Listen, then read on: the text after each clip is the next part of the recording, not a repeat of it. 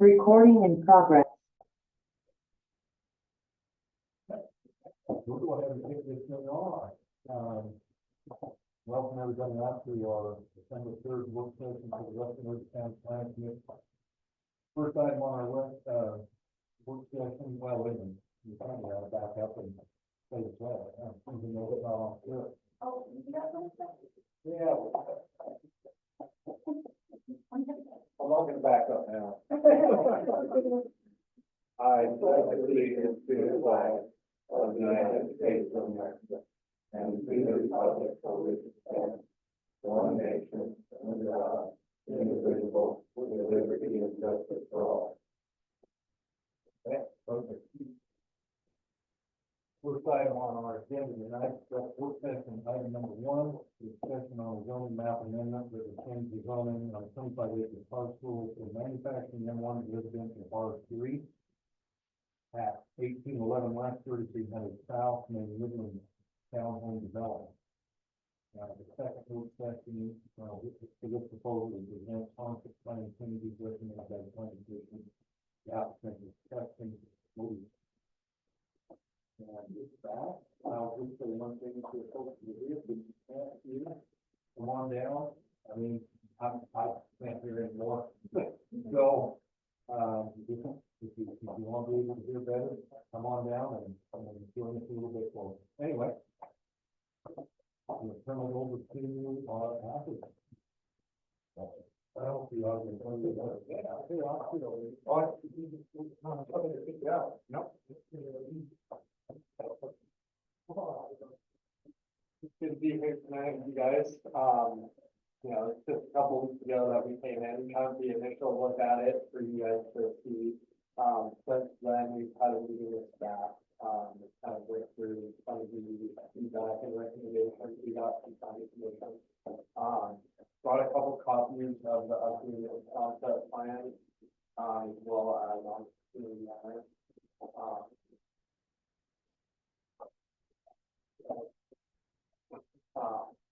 So main points that we've added here are the 2 amenity areas, which definitely kind of feedback that we got from planning commission. In the northern section, we've added 2 pickleball courts there, and then on the southern section, we've added a playground next to the area. As well as looked at connectivity and access a little bit more. With the kind of the central access addition, connecting the main thoroughfares for the northern section. Let's kind of discuss that with staff and made that update since then. We have delved a little bit more into providing the trails. You know, our discussion last time was, you know, based around the proximity and what we're providing on site to the homeowners. This will be an entirely HOA subdivision. So all of the common area is for the use and enjoyment of the homeowners. We are looking at the trail connection and adding that basically through our site and connecting to the southern trail. We don't mind the yeah. Hopefully, I think we heard you last week, and we're trying to not just, we heard maybe you do this, maybe you do that, and we're hoping to kind of fit them all. So, I mean, Preston and I talked about the park, thing. We felt like 300 plus units, they need some stuff.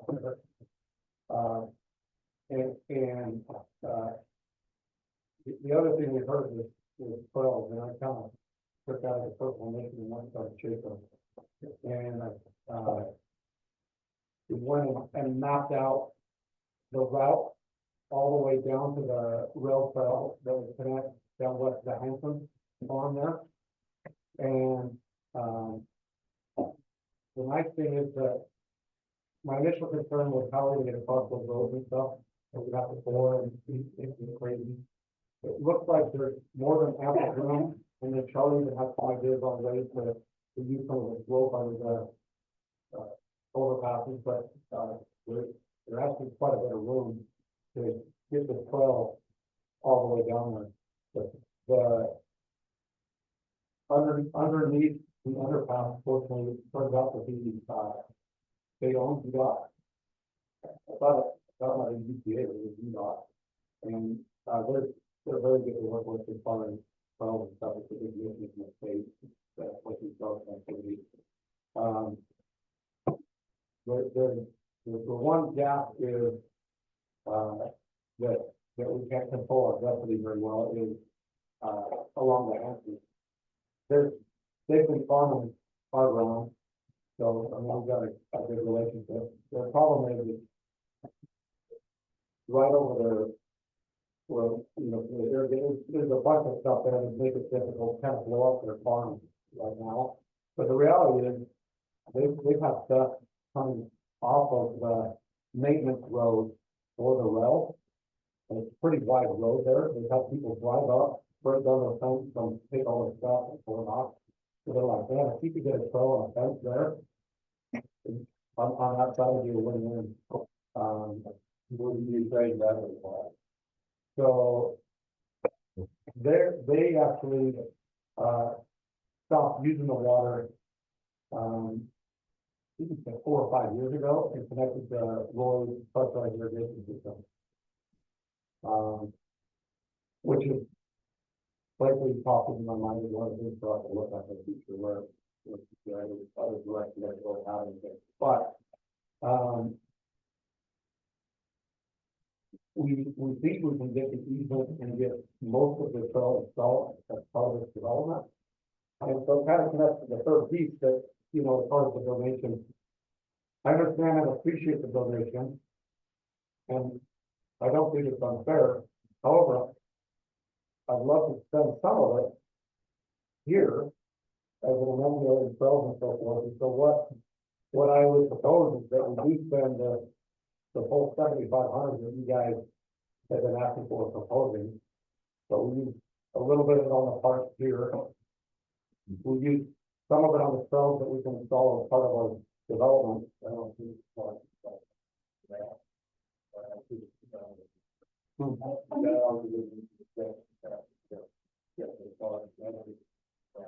the trails are actually putting that connected in like cells, where there are not a lot of park space for the discipline. That's really just because of density. That's not really part of the park space, and that's part of what needs to be done to allow this density. I'm sorry to clarify, I'm not talking about the cost in the development. I'm talking the 12 off-site. Spending money off-site. Between here, you're probably, it's not too far, but it's probably 1/4 mile, maybe. I mean, from a 12 construction, it's not super difficult. It's just a matter of that the one thing is going to be, I think actually the railroad will be amenable to pay for it. So the idea that I had was for that portion, we'd install the off-site trails. And then we just have to reserve enough so or with the county or whatever for the gap portion for a period of time, and then if we can't get it there, then it is over. And then we would propose, which is gonna be the bulk of it. Donating the rest of it to the county park fund. Oh, okay, we talked about that. Okay. Yeah, sorry to clarify. I don't know, but it's, you know, in the full section of that, without having, you know, the engagement with the park district, you know. I think that's a piece that happens in separately, and how can that work together, trails with the park district? I mean, how could that be matched and give us some? I think so. Where this project isn't even in the district boundary, anything that they throw into the park district is just fine. But this project is far enough away from any of the district boundary that there's not going to be a lot of demand on Westbridge Park coming from this development. And so it seems like a gift, pure gift of that one. Instead of just for that. But as far as the trails go, I think they're really important. the park district has told us in their district boundaries that the regional significant trails they want dedicated to them. And they want to operate in the responsibility for that. So they're willing to, consider those as part of their plan, especially if they make connections between the parks, or other important community residents. And Charlie, correct me if I'm wrong, but part of that would be facilitated through the master development agreement. So we're looking at this, but is that right? Yeah, and that's, if you guys are willing just to donate whatever that remainder is to the county, now you can, usually what we write in the development agreement is, you freely and willingly donate it, and you're not gonna hold anyone accountable or responsible for that. But, that way we can all have a stake in it when we can't. So here's one we get those. I'll make it easy. Here's another question. So, the trail goes in, and that all works out, getting out to the trail and that's great. But we're putting a trail into a park that's outside of park. So who's responsible for the trail? Well, who's responsible for the trail, and then either Roy City or West Haven City going to be picked off because we're adding population to their park. And so now, what does that become? I guess that's kind of, sorry, it's more where I was going with my question. Well, great question. Jurisdictional authority is important. The DNR derail trail at this point, is the operations and maintenance responsibility of the city that is running the agency or through. And so that's, any trail extension that we do would be likely a city responsibility.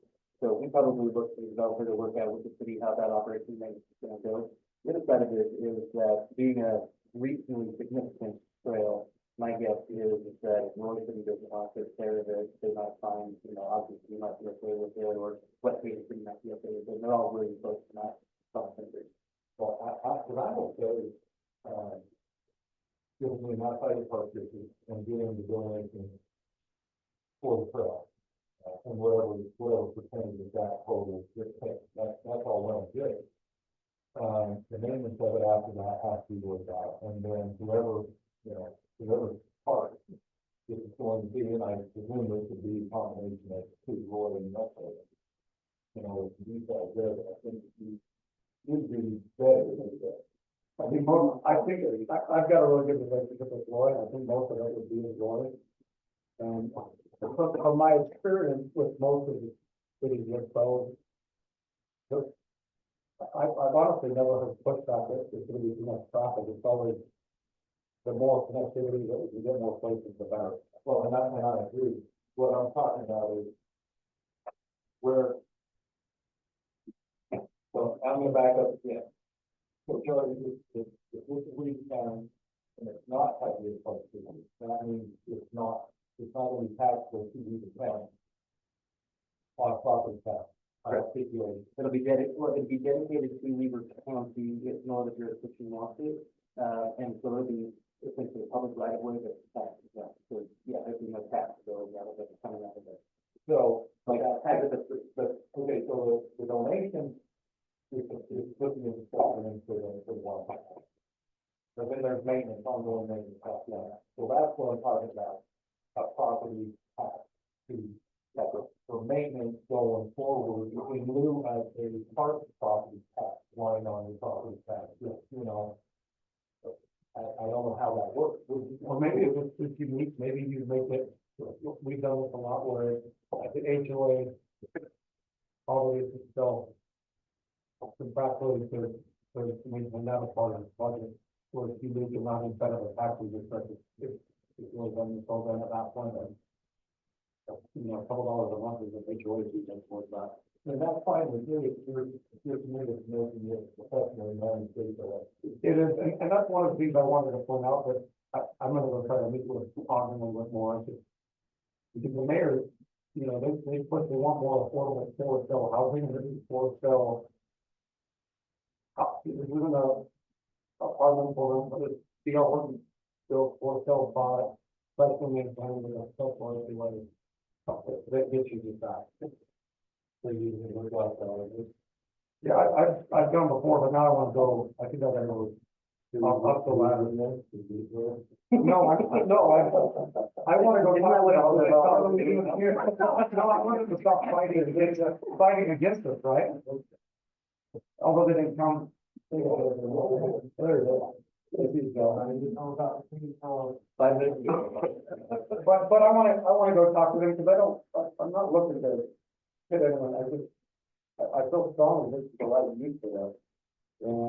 And where it's for sale, we need more affordable for sale stuff. And not push it all over the fringes. It's a single issue now. So, Yeah. Hey, you talk to your things on that. So, yeah, we agree that we want more affordable housing, but we have, I think, lots of people. Like, about, these have, difficult, you could grow industrial, people push back quite a bit, because it's past, the fact that you have on the resident, so, architect, go through that. All up to them, we probably talked to the marriage more than 20 days, yeah. Where they at? Mixed signal, not quite sure.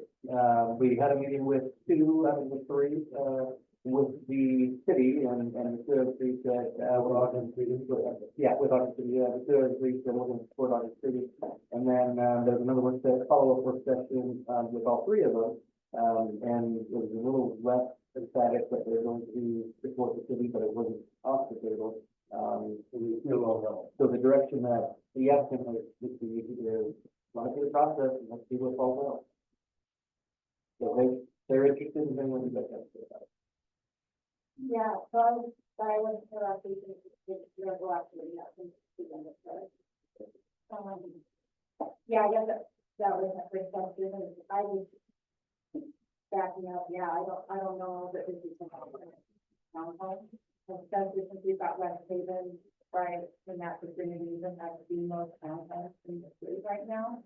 And it often cities even more in manufacturing, that it is concerning to have. Okay, these are just looking at overview. I know we need more homes to, and it's those points. Is this the place for home, or is this the place that people can manufacturing? Well, they're gonna try to get started. You can see the way it is. It's not really, it's not really, sometimes you'll stay, and the way that the other goes around that, it's not, it's tough. It's a little bit of a tough fit for yeah, for better than stuff, yeah. So, and,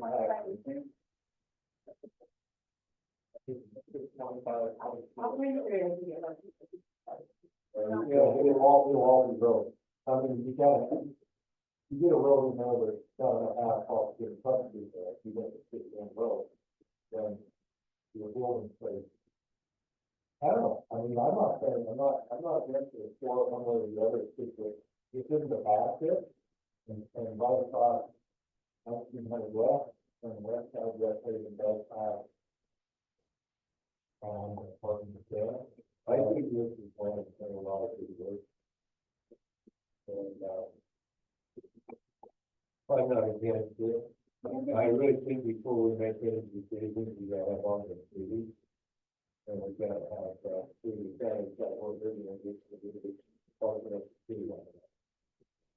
I think it's kind of, the main push right now would be detached, small lot detached, that's what the government has for.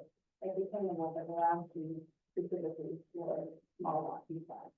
Because we have a lot, and so maybe a mixture of the small lot. And the townhouse.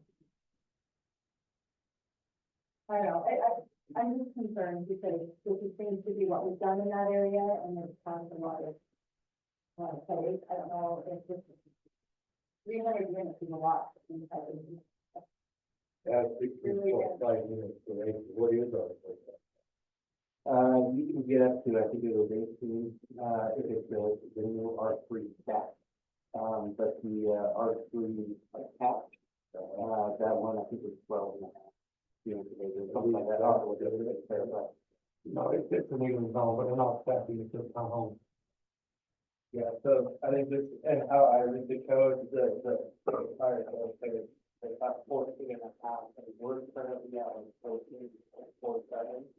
So we're actually below what I guess the fire code was for the R3.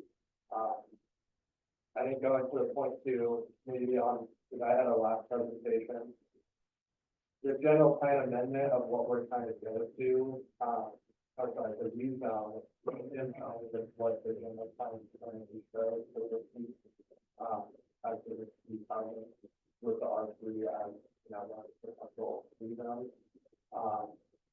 And the code's written a little interesting, it says, you know, 3,000 square feet is the minimum building size.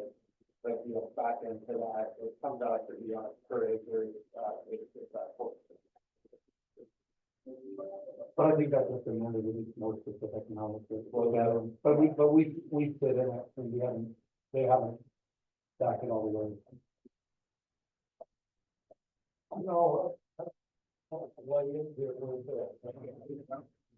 first, you know, it's down the road off the street, and they play with it up. They know it's not something quite, I think we've been saying that, maybe not.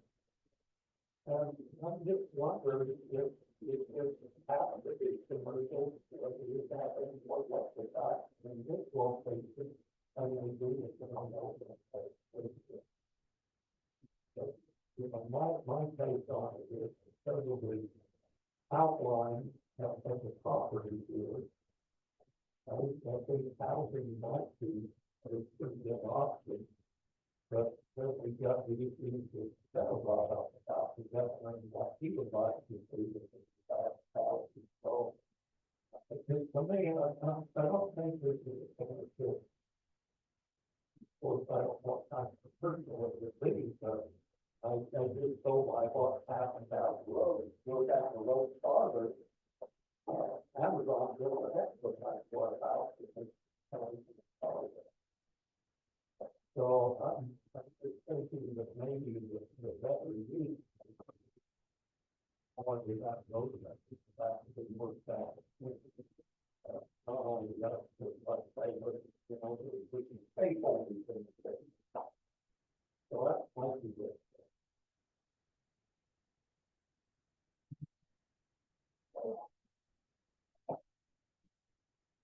I don't have a problem with it. I don't know the way out use it. I think it's the government and legislature trying to do it more affordable.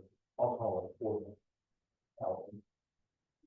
More of it, not affordable, because none of it are going, even we know it's not affordable. But it is the goal. I don't necessarily remember the layout of these providers, but it does have to be like criteria to get more people to be able to get to the recreation part of it, stuff like that. And those things need to be looked at, the community to part of the value. Along with, having that detail, so if you don't have a problem, maybe propose using the park for them to go, back to the trail to a certain degree.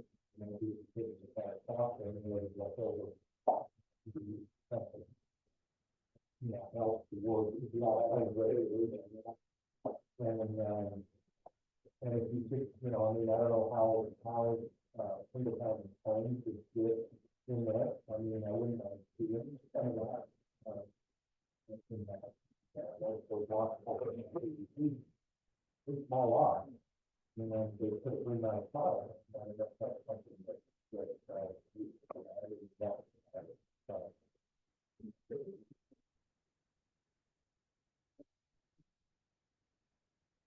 Oh, yeah, Maybe yeah, that's right. affordable. Yeah, that's probably Who's the area? It's not, yeah, not citizen.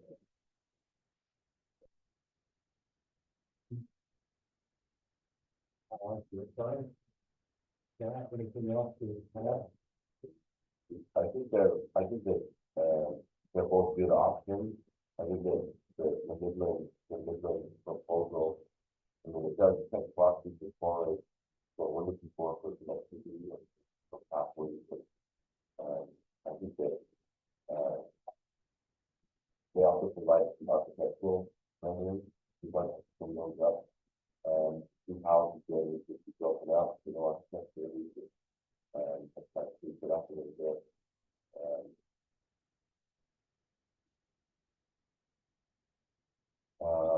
I think it'd be helpful, to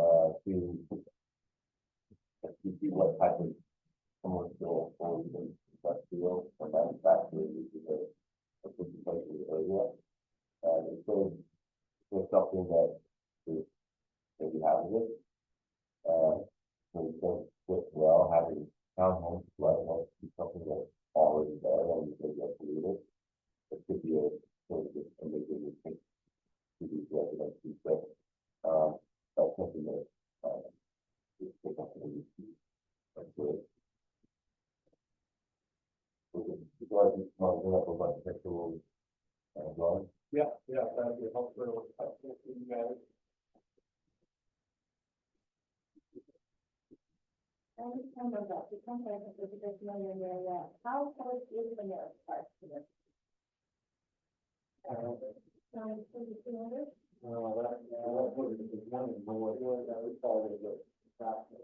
A mile south, off that rail trail is 40 acres. It's a big park. It's down the street from Lord High, left of it. Right up to the overall. Right. So it's like, it's on the outside of the trail. The one by, it's right down the street, right? So you know, something like that? Yes, I believe that there's. A little further, yeah. And this trail that is on connected is the one that trail of bus track there in the park. So it's a problem and then see that. That's what I'm trying to connect. That's the exact, yeah, within a mile from here, that's what I'm trying to connect with. Okay. And there's also that. One other note that actually I think goes into this, we've been working with, the state, we're doing another project in Roy on the same trail, on the other side of the, track from the front line station on the road. And we've got the state for appropriate funds for building up. We're committed to build a 100-foot rail, do that by 100 stations. So if you're doing these things connected, it's got much easier now. But without that, when you go on a road, you can let these drivers fall right in the front. That might be something that you can get. That's a good comment. You don't need to be close to the board one material. Like I think it's going to be, for really, that's kind of, it would be, have to be connected to the, really access to it. It's not an accident. And as far as the commercial and manufacturing is around it, the living, the old level of building has been sitting population for over a decade. What else is down there? There's few smaller manufacturing places there along 3200 miles. But there's a lot of open areas that I believe are in cities.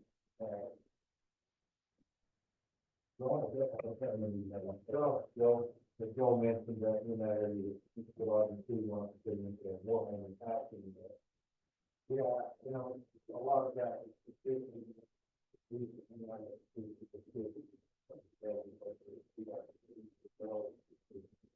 Having smart, people, like this one, and when 25 acres is too small, and about smart, 8 acres is plant, it's outside of the key. There are reasons why, like, President developed yet, that you know,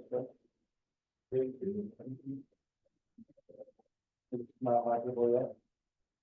Well, market really flexible, so now, I would say offers number one, I mean, we're giving you something that's right down there, residential and industrial. Those are two top things. If you drive it, one with that industrial, where you have to.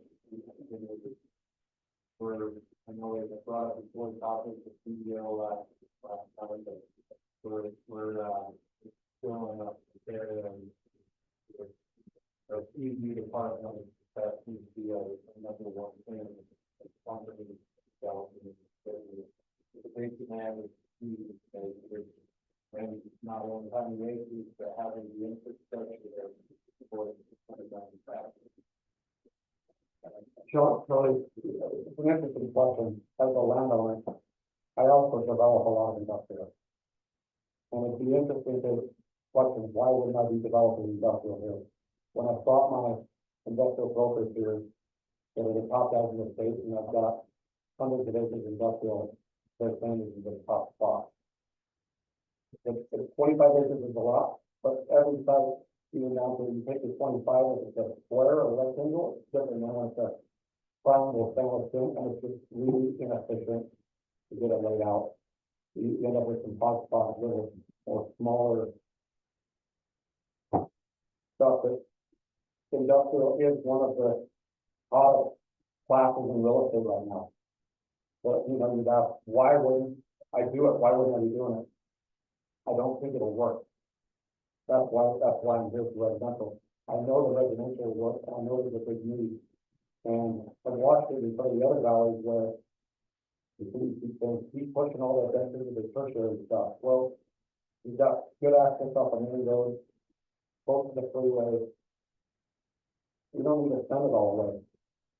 And I think that's part of why there's, you know, the general plan is getting done, and this was part of the discussion that I brought up, and you know, ended up that it's needed, and the towns around is trying to push it all away. It's just infrastructure costs and ultimately fast down the road.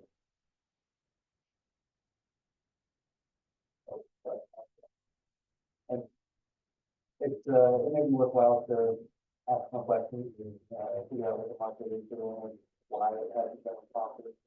It's taking the city as well, it has been, you know, there's nothing accurate. But I think that's a lot of questions. So some of it will get a little bit more. I wanted to sort of draw a poll to you guys. Do we want to discuss this a little bit more with that soon, or if we have it on, we have to go there for a hearing, or the recommendation? It's generally speaking, where it's at. I'd like to work out a few more things with it. I'd like to see where we get with this, maybe, you know, in the following, on sales and parts. But other than that, really, I'm a state, it's going forward based on where we get along with, just to see where we, you know, I guess. That's, not worried about that, of course, so here, it's about.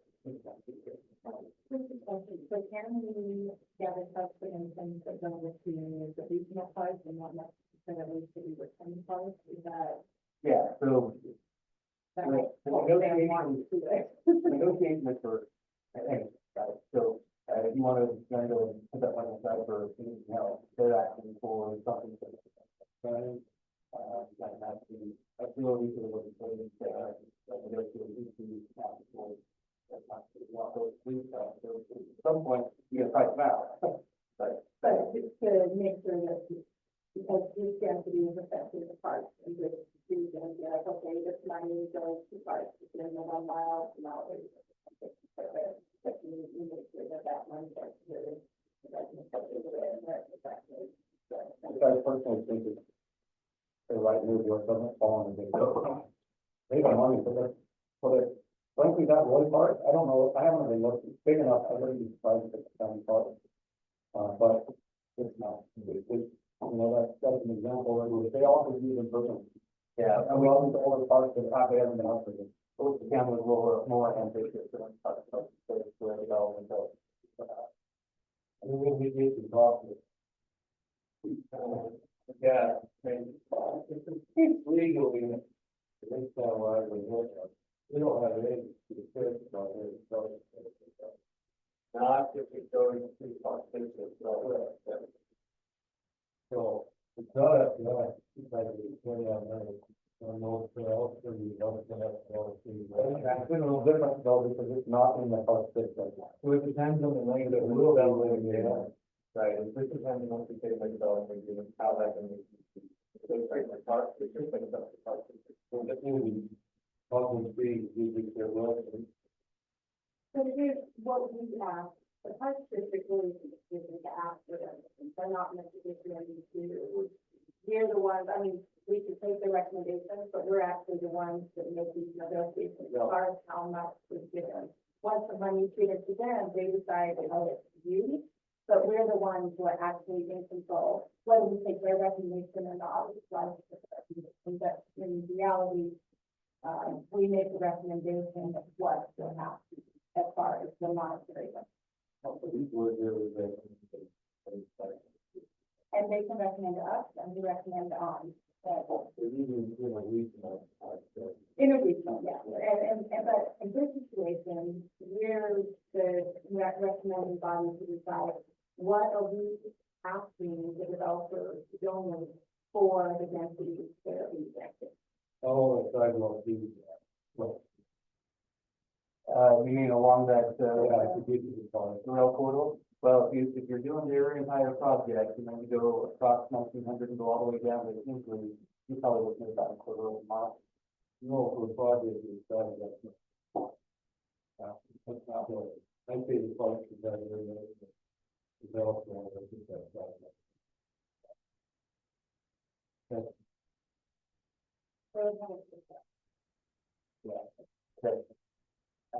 But in my mind, what I did was the same profile as what you're seeing on, and that one, I don't know how, it's going now.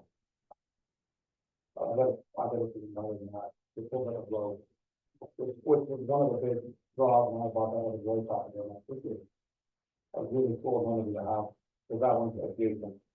Already there, I think it's really nice house. I think it'd be nice to tell them, if there is excess money, it'd be nice to figure out if there's a way to get services. Down, so that was nothing.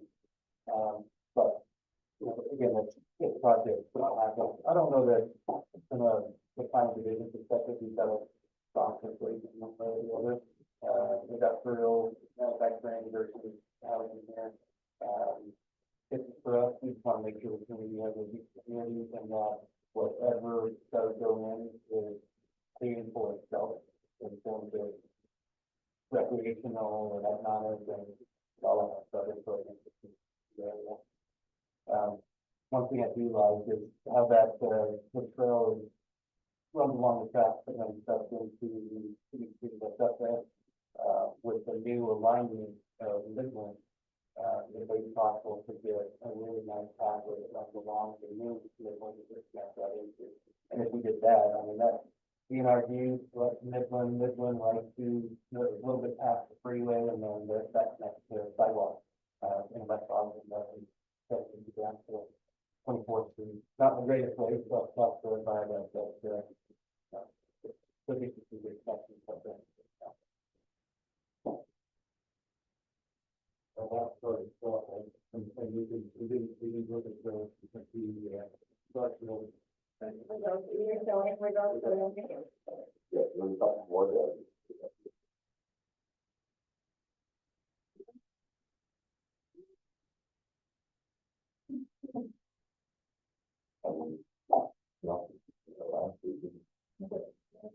Low water, fine.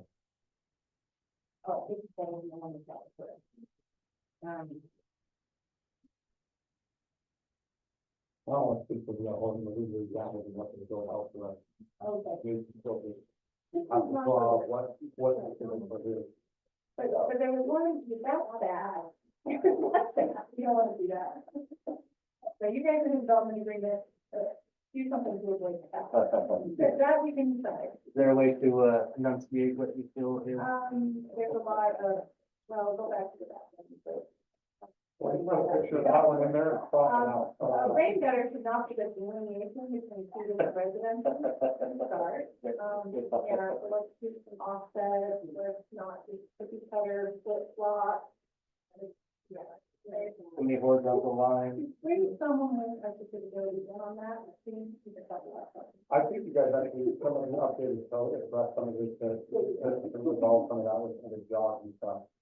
Yeah. In fact, if you guys remember what the code has now, is if it's, duplication of floor plan, per unit, even if it's near duplication, they've got to come up with 7 unique facades.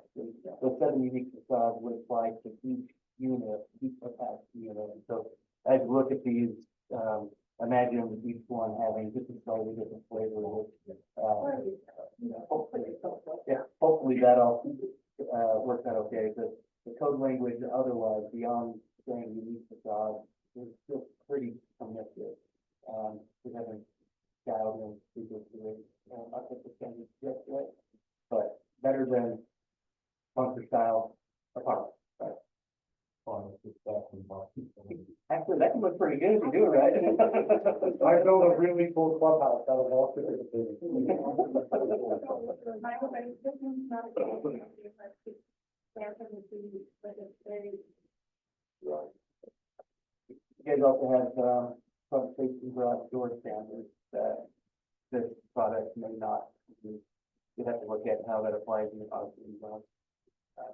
So there's another thing to add for another video, before I get into a form, there's some of this condition of you're getting an idea of what we, so we're looking at that.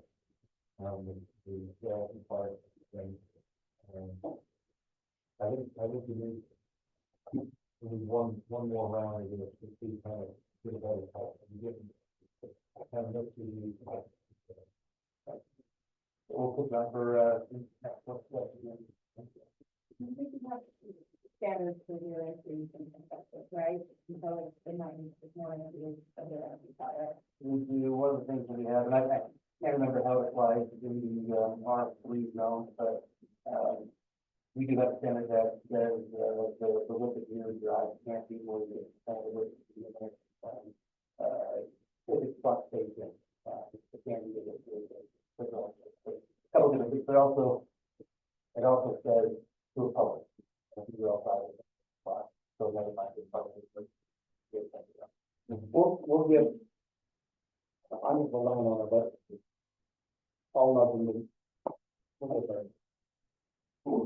Reach out to, self-foundation Northern Utah, where this does go through a few different cities, they may be willing to accept, operation and make responsibility. I'll go meet as well, too. And we can do interlocal, agreements, which is a whole host of things. I do know that Weaver County is very unlikely to go out there and fix fast the holes or sweeper and things like that.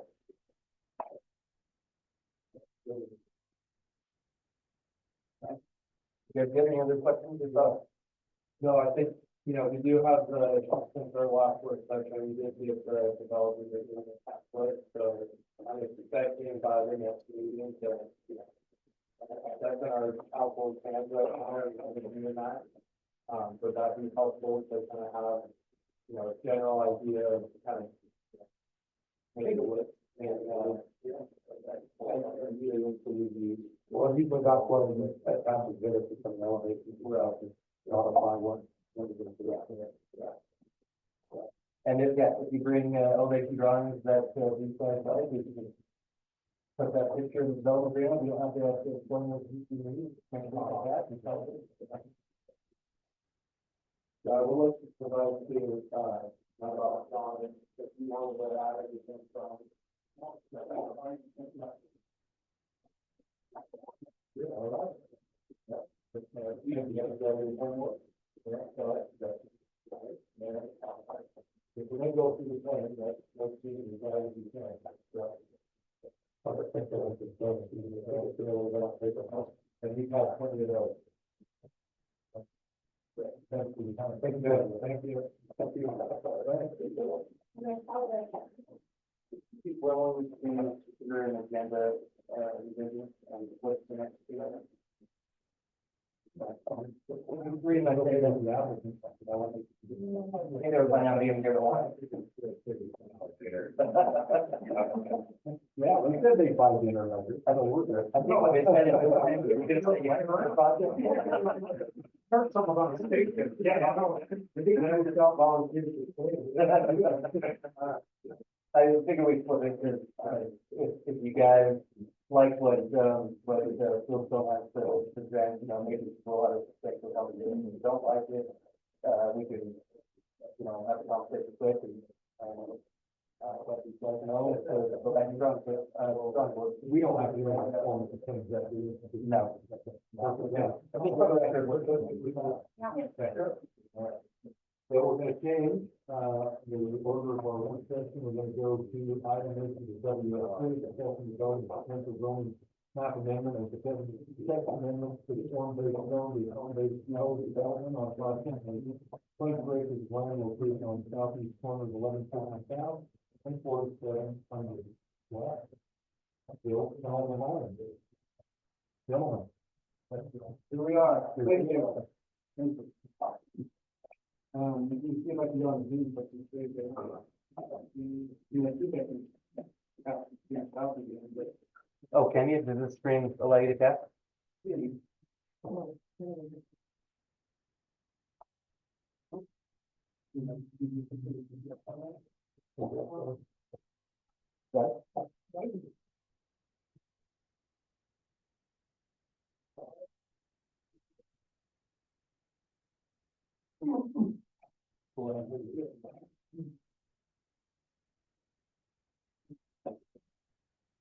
Maybe you can't.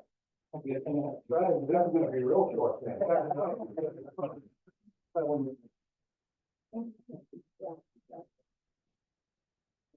There you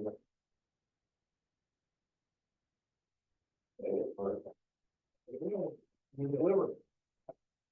Yeah, so, thank you for having staff, we've been reviewing a lot of options for this property, we want to come in, again, and we can get, so, as a reminder, this is 12 3 or 1150 south, so it's, that's the property that popped it up. Even, that's the whole thing, So it's, right across.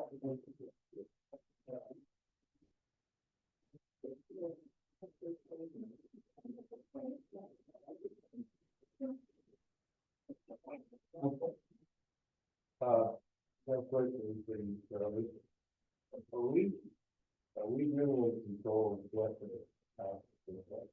You can be through the rezone. We don't usually get involved in single family dwellings unless it's with other types of housing units. But if it is a mixed use unit or if it's multifamily or mixed commercial, whatever, our code does have, some defining features of what, and depends on what's going on. That makes sense. So, and we just actually passed that for the R2 and R3 zones. About that a month ago, 2 weeks ago. So there are some designs, but they're not. It's pretty. I just want to say, we all, yeah. We're just not an ordinance, it's stuff that. So if it's a rezone, we could do it for development agreement or something like that. As far as what our voice is, and as far as what the policy aspect is, that's really what you guys decide on policy. And also it comes from the things to decide. But as far as handling, through development agreement, just, if you want to. Well, I think what we want to avoid is the one that is for what was going on is, I didn't do it.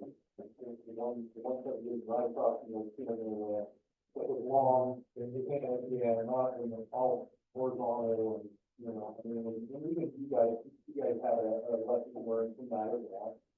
And so if you learn that, we've seen that lesson. We didn't have to even around here without having to go, use that calendar, but It's kind of important when it comes to the life and all that, that feels hot, I mean, the differentiation between what night and what night 10 years, 20 years. I think it has to be some forecast. I think I can understand, but there's actually no credential for the municipality when you get a variety of stuff. You can just, when you understand what products they sell, what products they sell, and sometimes under the developers to the first rodeo and things didn't come out right, and so, that's why the having some sort of standard will help, the design what you just saying, and it helps maybe developers that haven't thought about those details, that we can get the product that you get the support. A lot of developers don't need to do that, that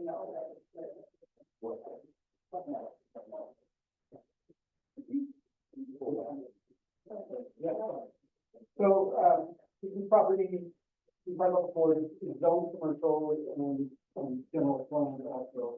That's kind of, we talked a lot last time about viability of commercial on this site. It's particularly tough because, it's shallow, it's, surrounded by UDOT roads, no access to the west, track to the south, it's kind of stopping us. And then even limited access onto 1150 south, with UDOT, right? They expressed that they would allow one intersection in the middle and eventually another, or maybe even maybe access to the knock spot when it's required. But yes, we do. That's what the profit. To the west, to the north. To the west, we're not saying because the potential future is overpass. That is, that is right. I guess that's not to say maybe you could have, a few overpasses go to the south. Although some of the next to the overpass get to the south. But as of now, no access to the south. So, we just started dropping some layouts and mixing commercial and residential, right? It's the commercial on the west, and actually the idea of this was, this is the portion of the site that eventually needed a lift. Well, I thought that's good, the commercial stuff, got ready for commercial and we just that we wait until this is really doing there. I think that's really changing a little bit now because of the new city company that's coming down. Regardless of, we don't feel like this is great about this. If we look at it, it's but then we go on to another option, like, oh, maybe we'll do more. This one, you take it back to just like 250 feet, which is a pretty push for path south and control. That's comfortable with that. More often, actually, you want to say that to them. So this kind of divides that up, with residential units behind them, and then more inside of the property, brings them down on the curve right there. So I'll show you some examples.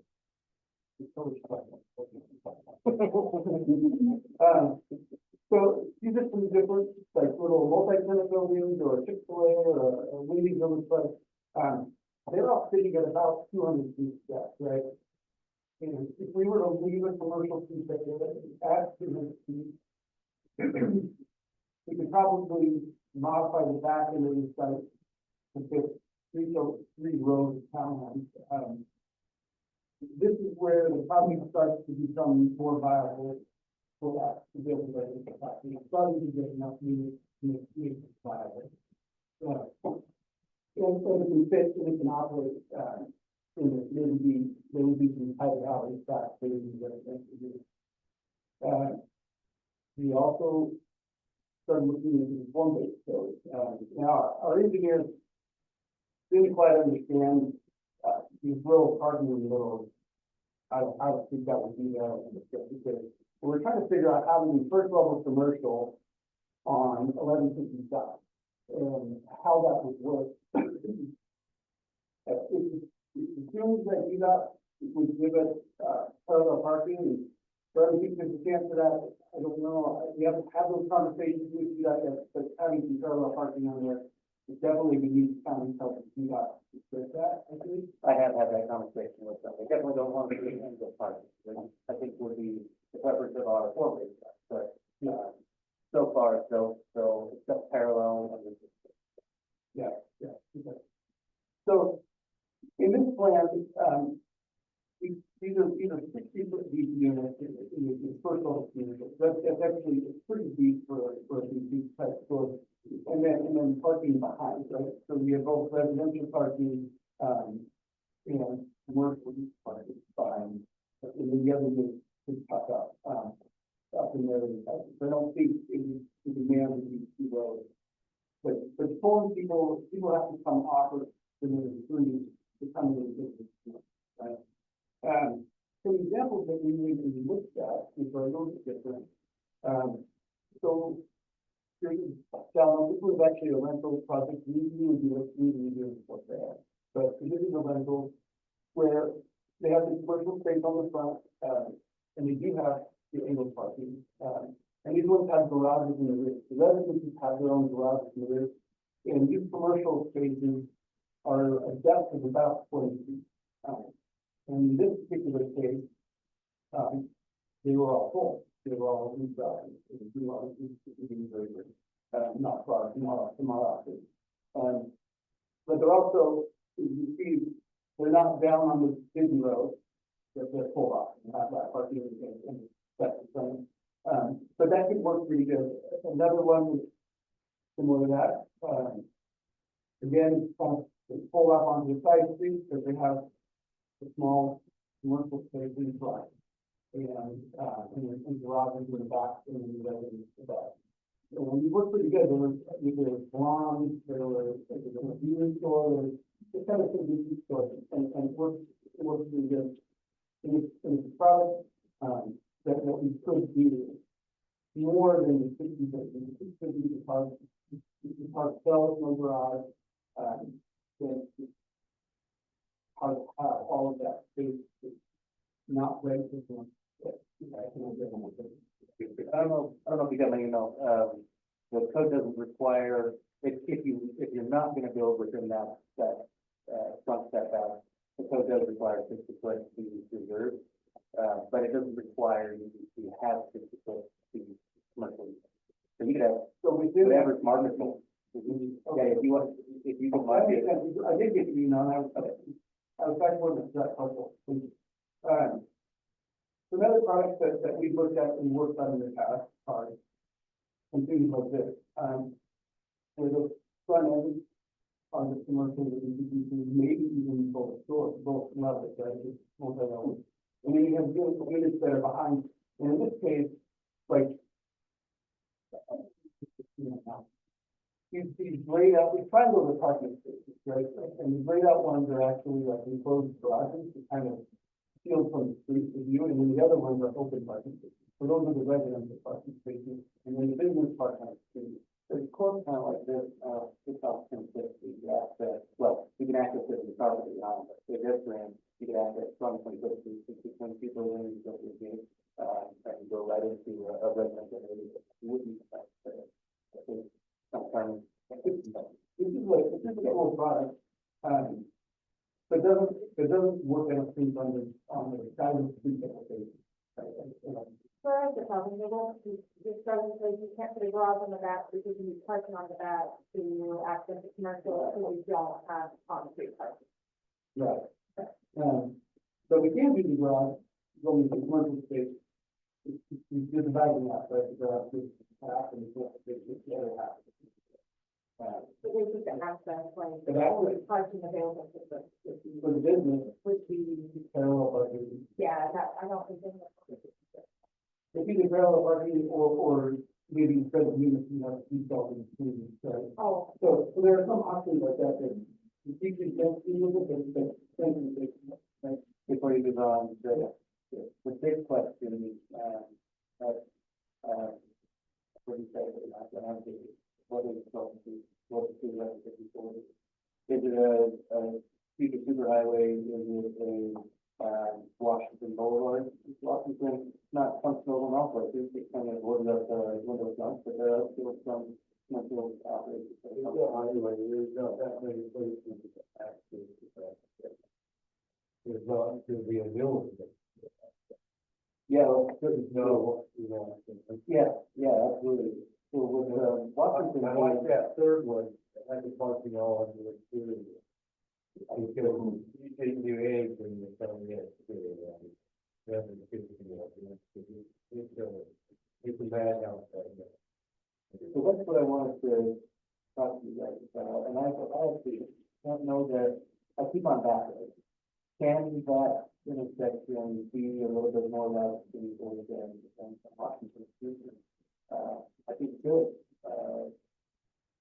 You got roll out to happen, it's just a matter of helping you that see that there is a future that we're looking to. And so this is the kind of street you want, right there. It's always, in one of the project. So, oh yeah, that's, so that's the kind of street you want right there. It's Highway 89, it's, major highway in the state, a few blocks, you got to slow down to 35, but, they have a lot more streets that go left as well, so, I mean, you've got an exception, probably over on north, not on Washington. So, hopefully, probably time, come back to the other,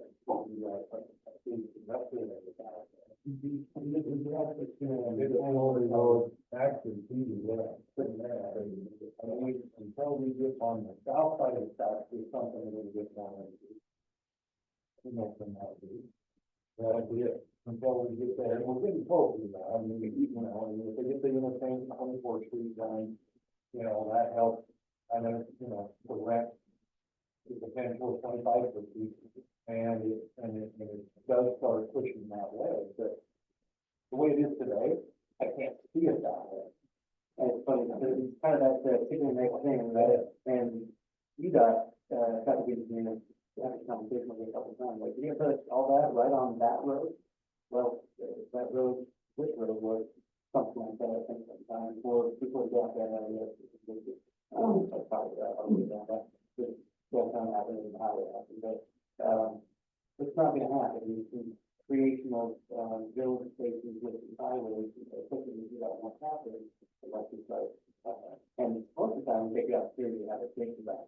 That's the stuff that I think that, because they can afford both sides of the road, if they, retrofit it. The other side of it is, if you just want to see that highway kind of be a limited access, corridor, which we could still make it limited access, I mean, instead of Washington, maybe it's, instead of every block having a signal, maybe it's every second block having a signal, still having frequent pedestrian crossings, so you want to have the safe pedestrian crossings, if you have a road like this, here. Or the extreme other side is, it's a limited access highway with, nothing adjacent to it, interacting with it, it's really just kind of bypass the next step. And if that second one is the option, I'm having a little bit of a hard time conceptualizing what to do south of the rail to turn south. Because if it is a highway, you don't want Walmart, you really don't want groceries with it, the bypass, right? In fact, we talked a little bit about the possibility of maybe running a Main Street down the middle of this project, but you got kind of its own unique Main Street down the project, and then a highway that isn't super friendly to pedestrians or commerce, other than truck travel commerce. And then you got on the other side of that village, you got this big interruption to the middle of the village.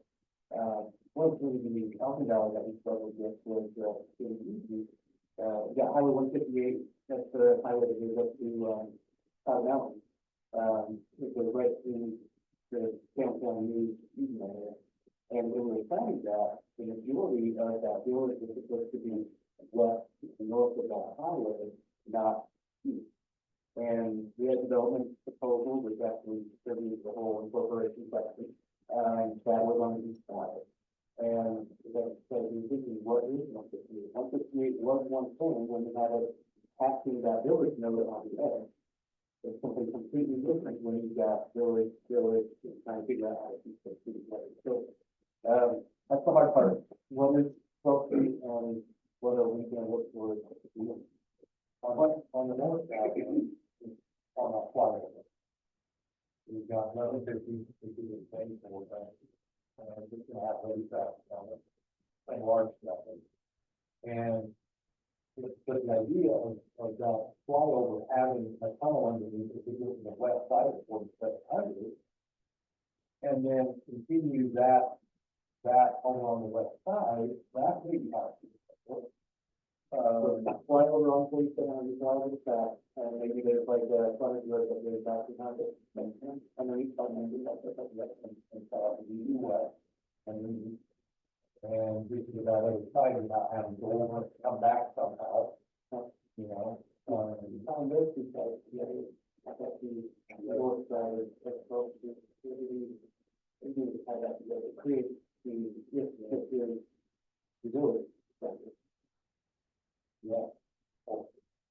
All the stuff, and definitely, yeah, I mean, it's about all we can do. And Favorite Highway is a good example of that. Favorite Highway is, there's no commerce on either side of that highway.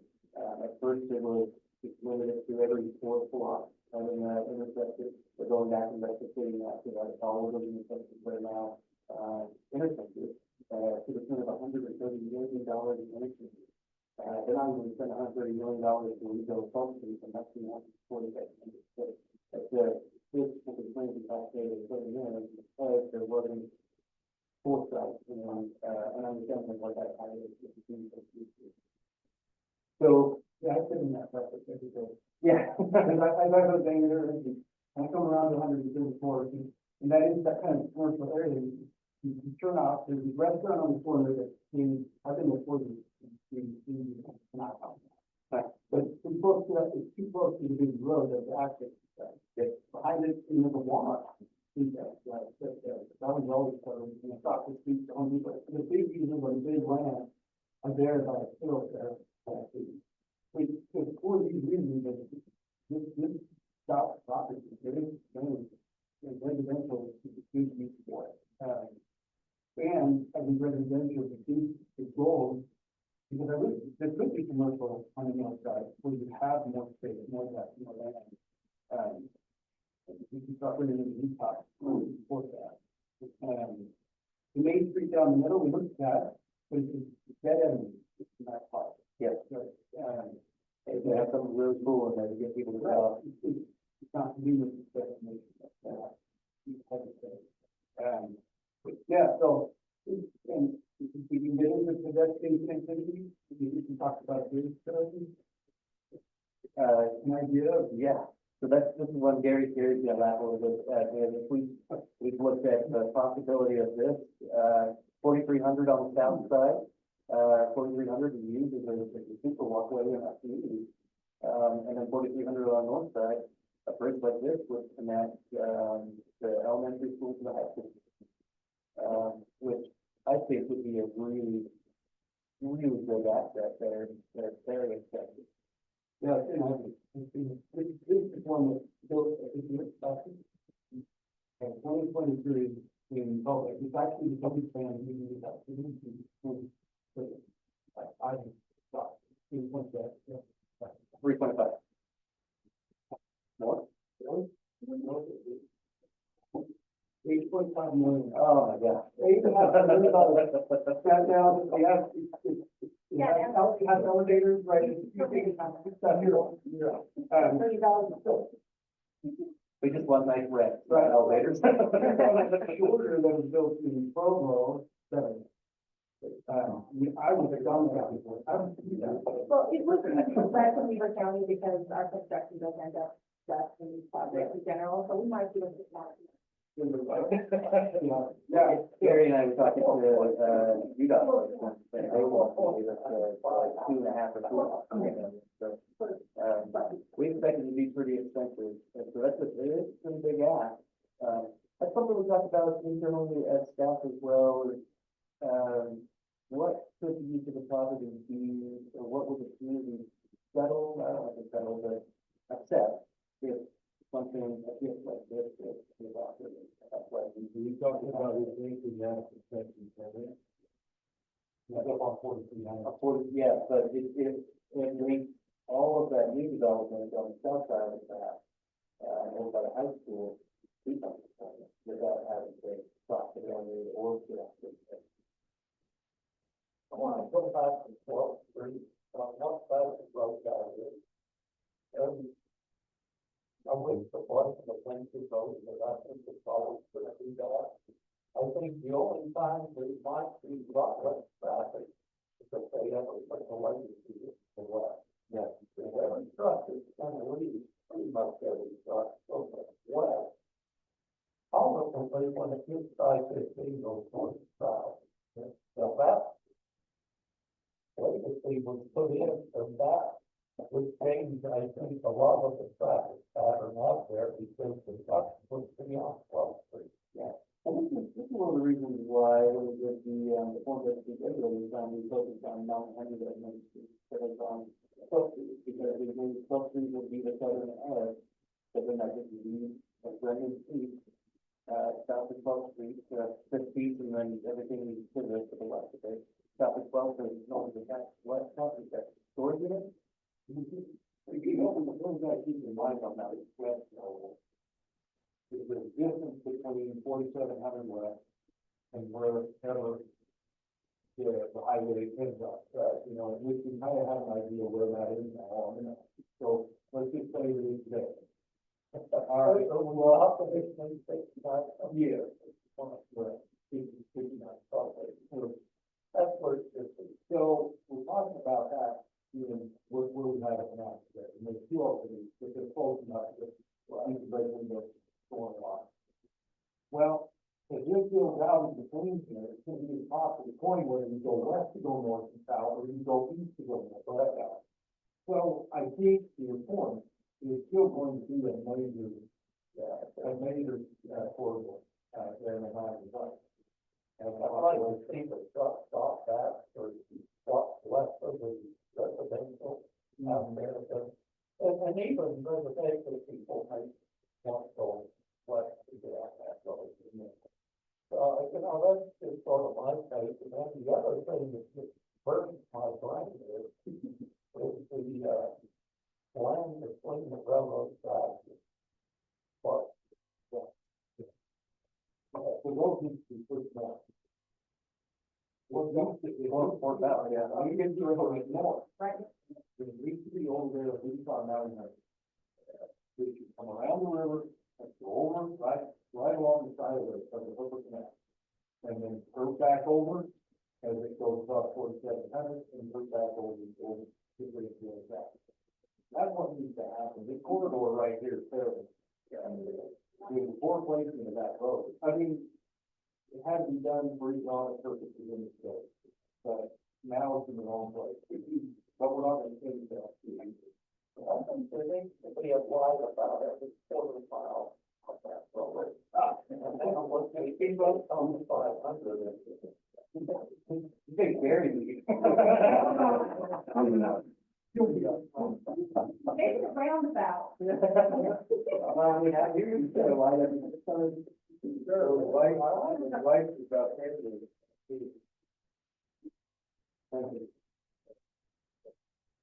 I don't see anything here tonight that I like. I'm sorry, it's still not definite thing. I don't know what does, I know when I see it, but I don't like anything that I think is like. Yeah, I think the walkway on 42, I think that's a good thing, that's a good starting thing. We're, that looks like what the community is here, and the community of the property.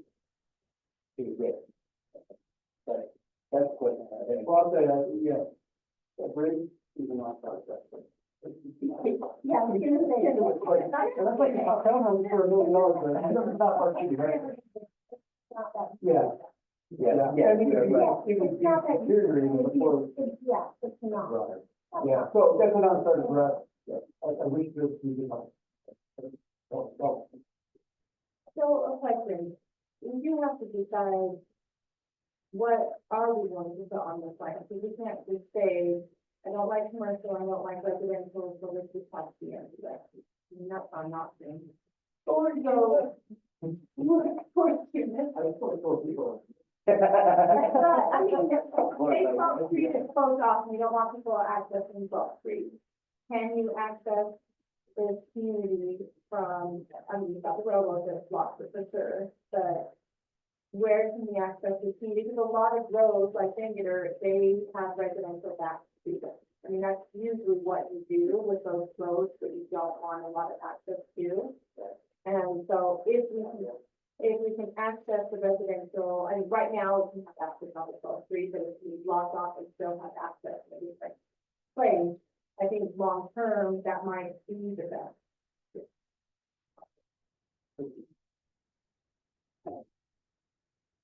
I really think, I think it's probably going to be residential. If you don't think for us today, it may come back in years, it may be 10 years, but I think this is going to be a residential property that really with the student force.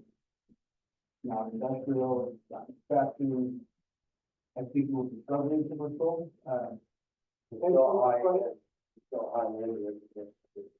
No, it's gonna have to be like something. It's gonna have to be like that island or something like that. It's not in your backyard. It's not in my backyard. I mean, it's a little more sacred, let's be honest. It is in our backyard. So you think about that. Or the one up on Midland, it's not in your backyard. It's not in mine. It's not, this is in our backyard. So you think about it a little more. I mean, you do think about it a little more. And I know nobody is dying to have something like this, but we definitely need an island of something somewhere. And that's not a bad spot for the mere fact that, but maybe, I know you said you don't like the one with the commercial on the corner, but maybe that doesn't work if there is that overhouse, but we do need something. And it's not a part of it, because we need people to buy stuff. Because if they own it, even if it is a townhome, they take care of it more than if it's even if they have. And some, They do, I feel like they do. taken care of by the regional. Townhomes that. Problem solved purchasing, that was it. If we can get that, traffic from around the 47. I don't know if I like that low to right now, that's good. No, I agree with you. I think that one's a little scary, kind of like baby, but so there has to be, but at some point there needs to be a light, because that's a little scary coming out of the baby. No, it doesn't do that. We're not in charge of that. So which one, are you talking about the one right on the curb or on the? The one that, yeah, the one that's closer up there, kind of, by the, yeah, yeah, probably the one more. That one doesn't bother me as much as the one that's, like, the east now. But maybe I'm wrong, maybe I have to drive out there and look at it. As you look to turn right here, you're looking left and And it's all, you got, doesn't want to do that on the 47. What is the type of the, if you have no money. Yeah. Oh, my God. Go to that third one that, So, yeah. Yeah. That one? Yeah. So, no, third one is where you have the post on the road there, and both, yeah, it's coming on the 47. Yeah.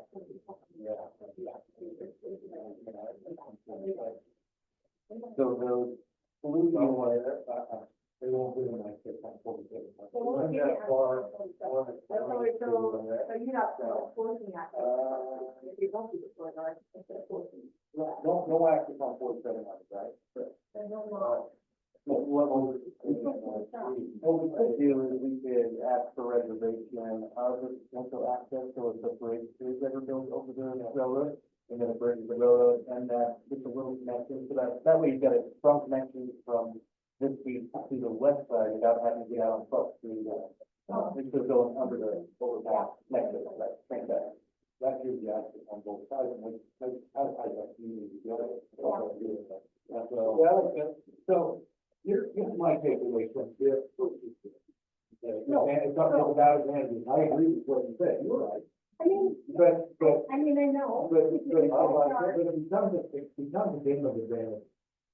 The advantage of this is you get the trail, you've got access to parks, you've got access to the front limit, you've got eventually the Charles Point to get the access going further east, one part to the east.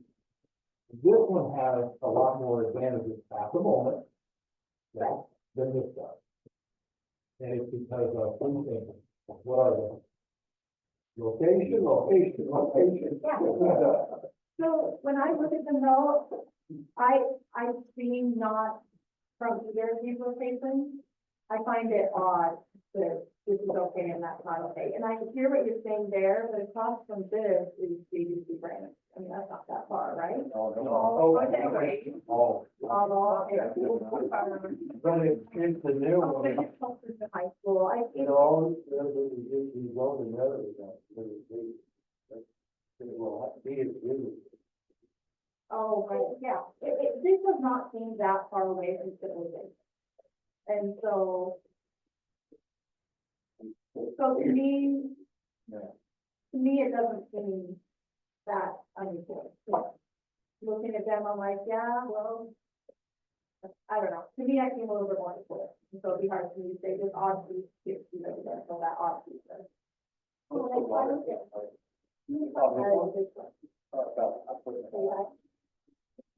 That's what I'm double checking. Oh, The new truck man coming in, site already is lower than 12. Probably gonna be, you know, If you guys rebuilding that road in the next couple of years, I'd be curious whether or not we could work with them to build it up a little higher right there.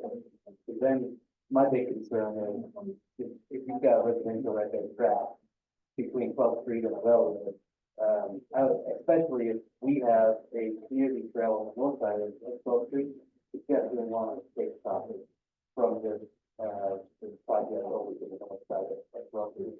And without a sky bridge or whatever, there's a tunnel. so they're doing signal, aren't they? They will be doing that soon. So that will help. us. You know, Yeah, that will help. us. I think that's the government that they need additional drivers, so also, that, so,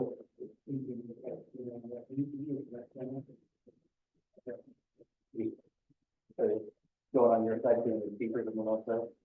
probably one owner. One owner. Yeah. Oh, The other, I yeah, I you just, got all the laterals. I just learned earlier today that, sounds like you got is wrapping the current design of South Street. We would just like access to the design of differently. I don't know what that means, but it gives the meaning of the dimension. So as soon as we have one dimension, we'll see that, you know, but it sounds like they want to remove it a little bit, maybe even adjust it to the point maybe some way, maybe not do it, but I'll get what that means. Like the plans with the company, like, yeah, for sure. So we've met with the planning commissioners, and we've shown them townhome concepts, and shown them actually small lots, you know, family, we can figure out one was, sustainable products, right?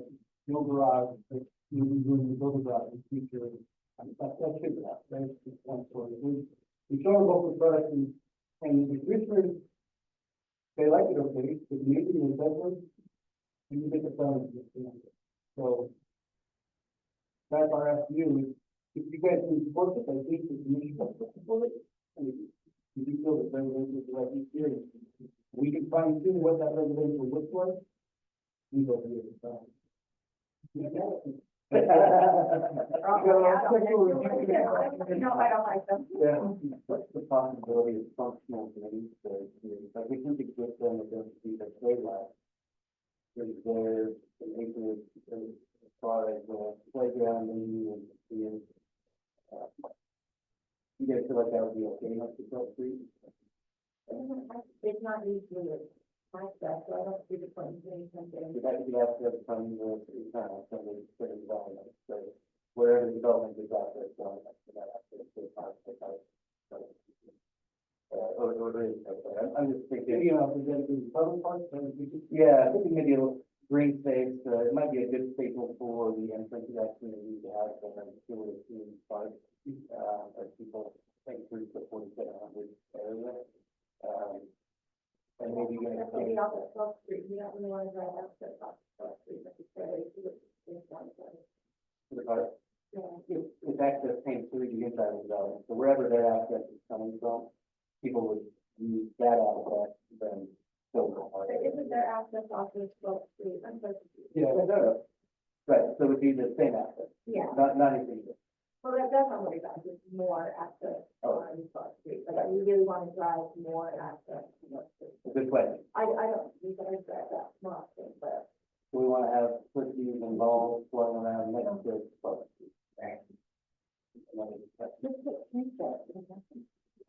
Don't tell me I can put a tree.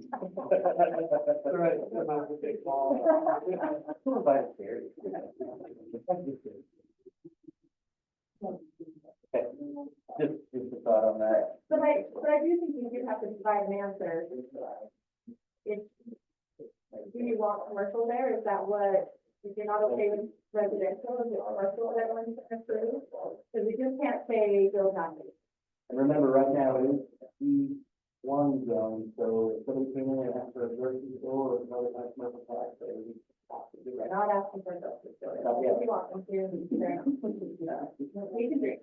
So, well, I'm saying that, But yeah. the question is, should it be commercial? Because it should be commercial, it's obviously C1, and if we don't do anything now, then there's a possibility in the future that that's what happens, but, if we do something now, there's a possibility, there's a better possibility that we can, if we don't want commercial. We'll go around there real quick. Does any suggestions? Do you want to tweak it? If you want to change, you think this is acceptable to run through the process? And you kind of get it like we did the hands responded. Well, that's comment still, comment still, we, I've always been like, even though the well, after they cut in, I'm thinking that, especially if the road happens to move over to it, then that would be the special part, is the downstairs. So if I have to say anything about this today, I would think that maybe eventually with some kind of definition about one of these slides and these things earlier, but I think that it's going to need a lot more than that. I think that because of how this is established in there, to me, there's going to have to be playground, gathering place, maybe a small park. Because to me, I think until something gets done out there, that this is going to be kind of a self-contained community. That's what I think. Well, we basically done in our town, you deal with what happens.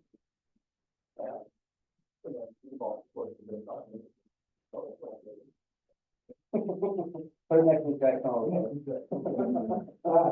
Yeah, so, yeah, we manifest, and we.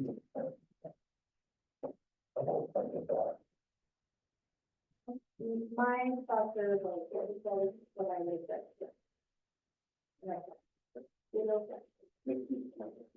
I'm not, I don't know that I care one way or another about the commercial exactly. I like where they have just mixing them, I just don't see that working well here. I just really like the mix, but where you did less paths, so maybe restaurants, I would say the paths for restaurants. Like the drive-through, you could do it with the railroad style where you access them from the other side, you know, if you don't have to access them from the road. Yeah, we all have to think about it, do like this, when you Yeah. come to your common ground on the diet. Yeah, so that one was probably good too. Yeah, I think, yeah, I mean, something like a restaurant, maybe a beauty parlor, barbershop, I don't know whether they have a listing about that, I'm not really sure about that yet at the moment, but to have something there that you can walk out and you're not driving somewhere else to get a haircut, I think that's the big deal. And if there's a nice little restaurant there, that would be cool. To me, I'm starting to think now on a lot of these developments, if we can just slow down the amount of miles driven from one thing to another, there's gonna be a better gain here, because we don't do that. You're gonna have more and more of it, kind of better, but we've got here, this, and black mark, is probably happening or something. So I would go more with this than mixed use, just because, mixed use is hard to occupied. And, the demographics of this area, I don't think it's dense enough for a mixed use kind of feel. Yeah, more, kind of stuff, yeah, more of our real city center on, I think it was required by the density to get that to. Keep in mind the form-based regulations on what that, stuff like that would support the next region. This area on its own with the state plan is vehicle oriented. The difference between the vehicle oriented commercial and the mixed use commercial in the form-based zone is that you have to have commercial on the ground level everywhere. You can't have any residential on the ground level, but then you get residential with other, each common in the house. So there's the, they can go, but They can't enter it in the process.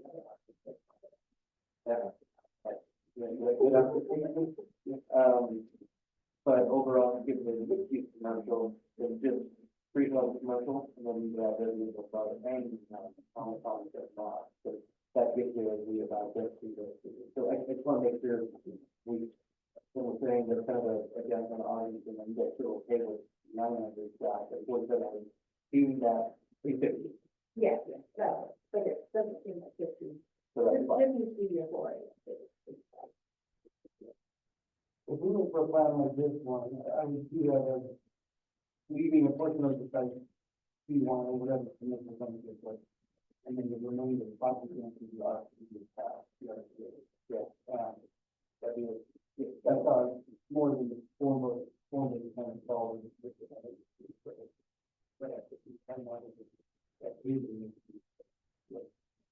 I think what you want to. I'm okay with that. You with that?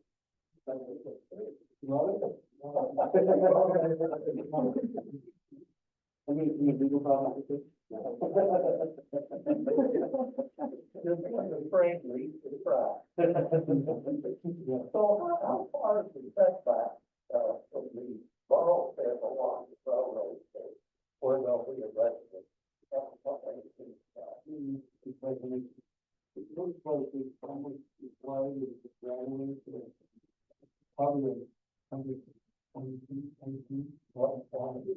Well, I guess they're a little closer on this side, if they are on this side. So then my other question is, who's gonna take care of that? This is owned by the railroad. So my question is, who's gonna take care of that? Probably going to the railroad, or themselves. It'll have a nice fence, and so the railroad can see it.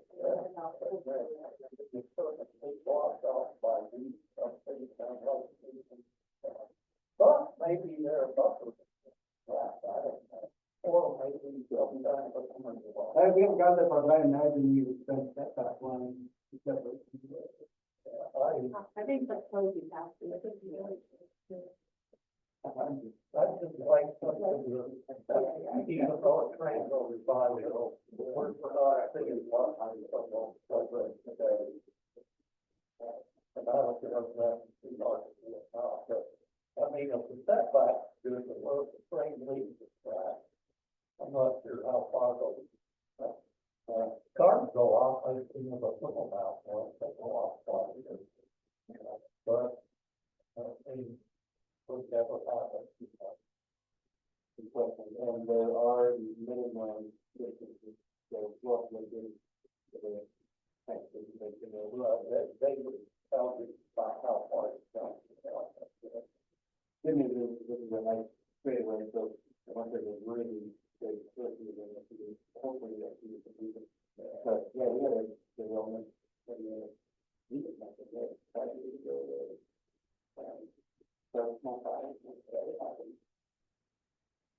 okay, so it sounds like this is the way to go with some heavy metals. I like the idea of putting a lot of trees along that railroad track. Away from the public right of way. Yeah, lots of rough time. I'll never not.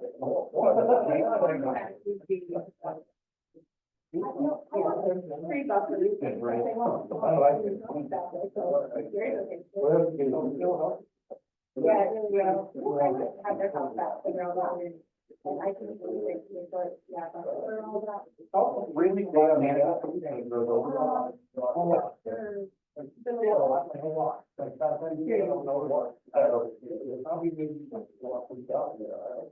What was the question? Oh, I'm saying go back. Oh, yeah. I need the main. It's the main. I do look below their one and then about 4,700. Gotta do inspections, so it's only six months, the problems that are on the hunter.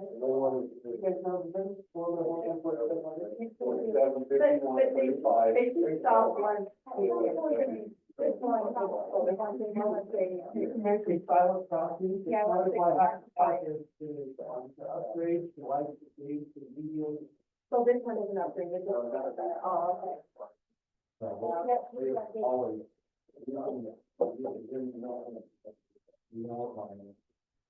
So that's probably the next biggest thing, you know, than getting something like this added on is, what the road is gonna require. If they do. You're out of there right away, and you're out of there. So the state code says if you are in substantial, what do you mean substantial? If you substantially going through traffic on. Right. If we get the ones that they consider these. That's how they.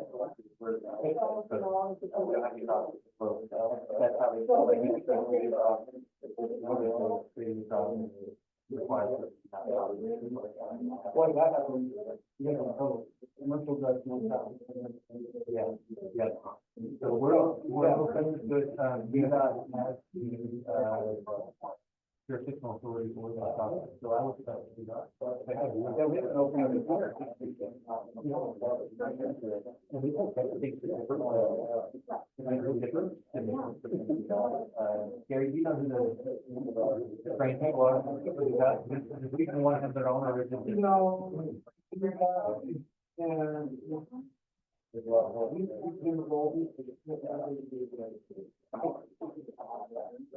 There is a guy, what's that complex, you know. Maybe that's our idea,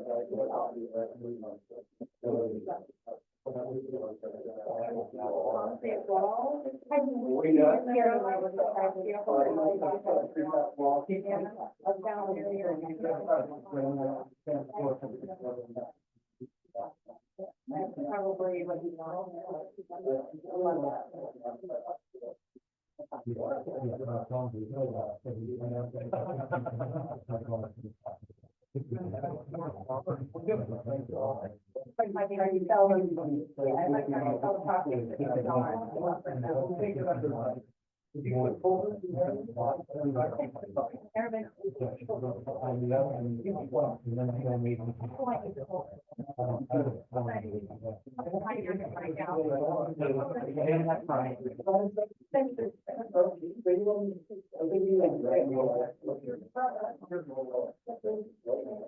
Thank you guys so much for taking time, thank you, start all your office. Well, we hope that everything. Yeah. It does, yeah, I think we have the right one. Hold on, we were taking that on the work.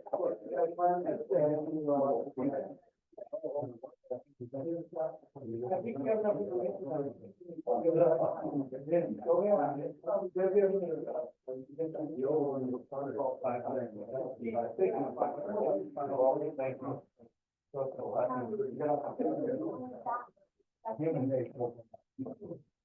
Sorry, I gotta go on the feet.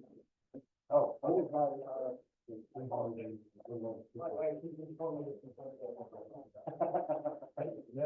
Never out. Here early, because we need more assessment about what you're. hey, something. Yeah, they put all their, things up for straight out on you guys. It's perfect. Yeah, it is interesting when you go last. We're a little tired, a little loose, you know. We always say that, it's going to be regret a little bit, but also it's fine. Well, there's one thing, you lost the community that you're talking about. I didn't notice that. Okay. Yeah.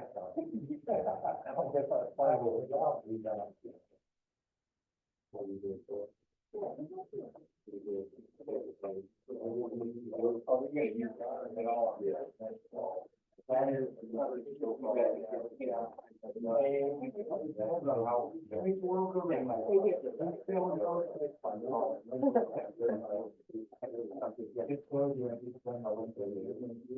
Yeah, you can do that, or, I can have, Tiffany send you a link to. You know what?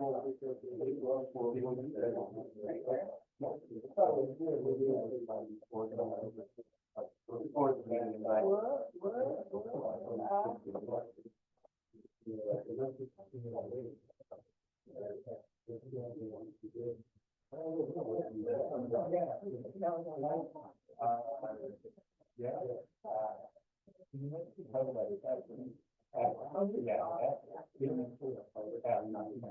Oh, I really don't want to.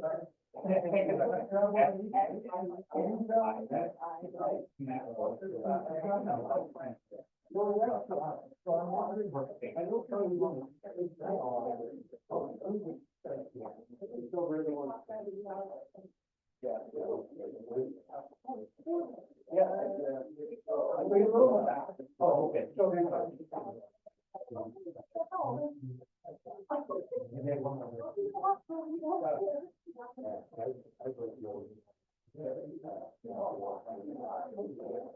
Yeah, thanks.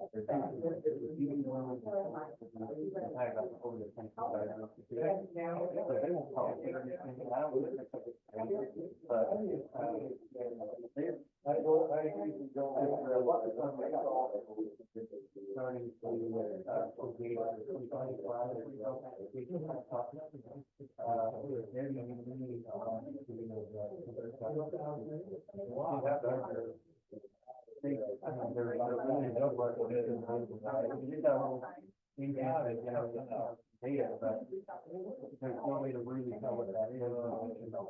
The trends are where they are now, they're going to be woefully lost in the.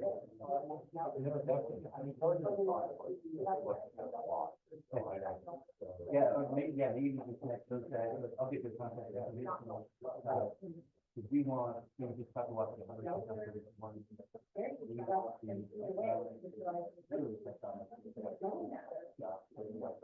We want to make sure that the government has what otherwise.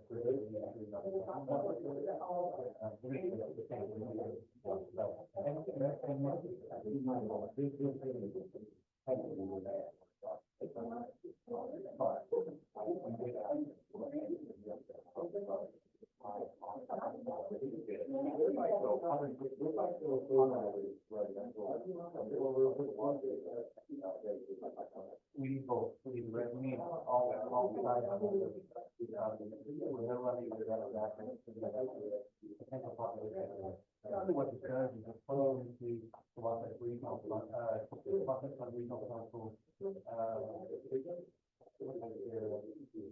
crazy, like, what is the probability of the road. We had the lead plan to do so. In Weaver County, with the market.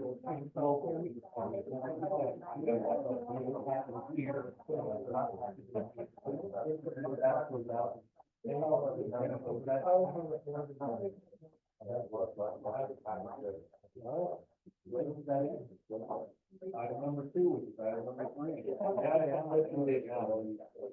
Still discussion regarding the zoning applicant. So, this language here is probably pretty close to what public notice language would be. I did, yeah, we go through, state statutes again on what we're required to do with those, and I think I'm gonna give, there's more contact here, but, otherwise, this is probably, I think we go out with this meeting, and we just want to see, like, with the Korean, the project, the probably doing.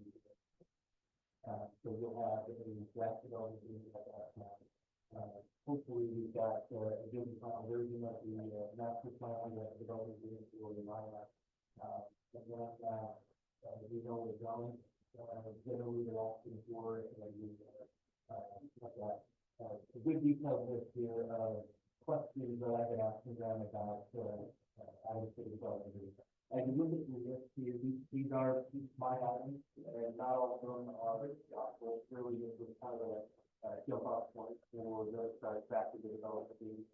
And so, we'll see things in here, you may let us know. It's a great time to supply that. If you don't see things here, if you can use it, let us know as well. But also, some of these things fall off, they don't, I think it's working with these. With that introduction, I'm just gonna let you guys walk through the thing. Yeah, I maybe just, we can design more for, I think, but maybe just have on. Mainly just respond to a couple of these words while we were listening to the grill over there.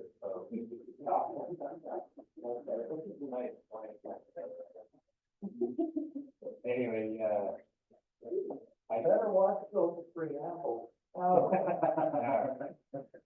I just figured, we've been on this trip together on a front runner, so I did a long way. We don't have to do your last vlog.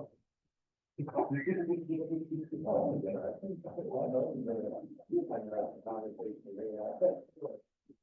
don't know.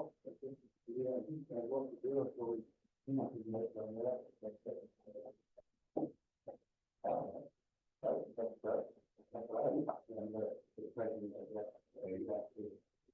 It's good to see that, feels kind of like that, and there's got the thing to fly out and everything, it's everything, all. It's very playing for you here, they put it up. We don't want it.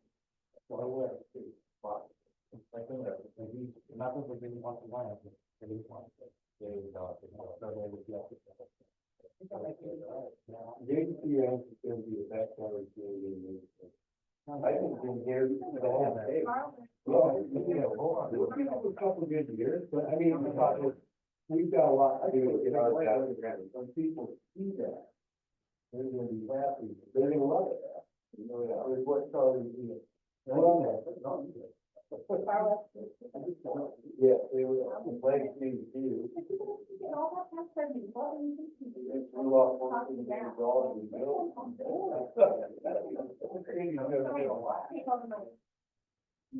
I think the only thing that we want to definitely highlight is all the work that we have done with the plan, with the commissioners as well, in relation to the newly adopted zoning codes and all that. We're real happy that we are conforming with the general plan already. That's great. And now with the new adopted zoning changes, we kind of see this as an informative that we're reaching what they think is, I guess, always the general plan, we are, really excited to be able to bring this project and this community plan after all the work in a conforming manner, as opposed to, having to or streams like that, we don't have to go through that process.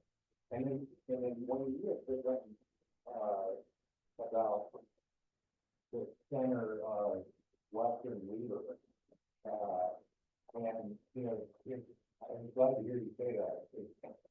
That's what we feel like, we want to spend a lot of time talking about this being, you know, really a second city center, right, for Weaver County. And so I was happy to hear you mention that. I've been telling, Charlie, we recently commissioned a pretty in-depth and comprehensive market study to give, you know,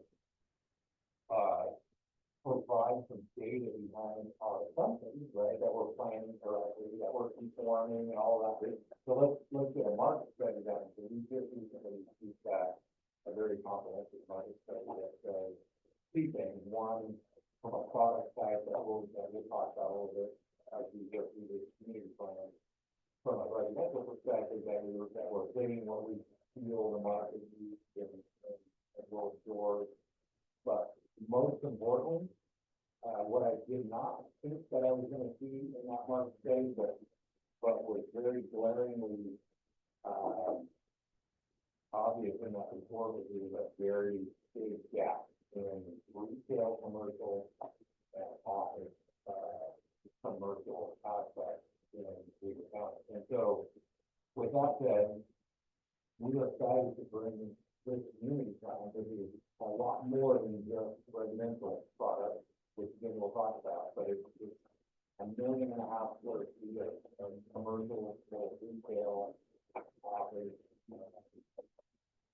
a lot of it inside of a form-based code, which we already, as we all know, is already established, and we didn't even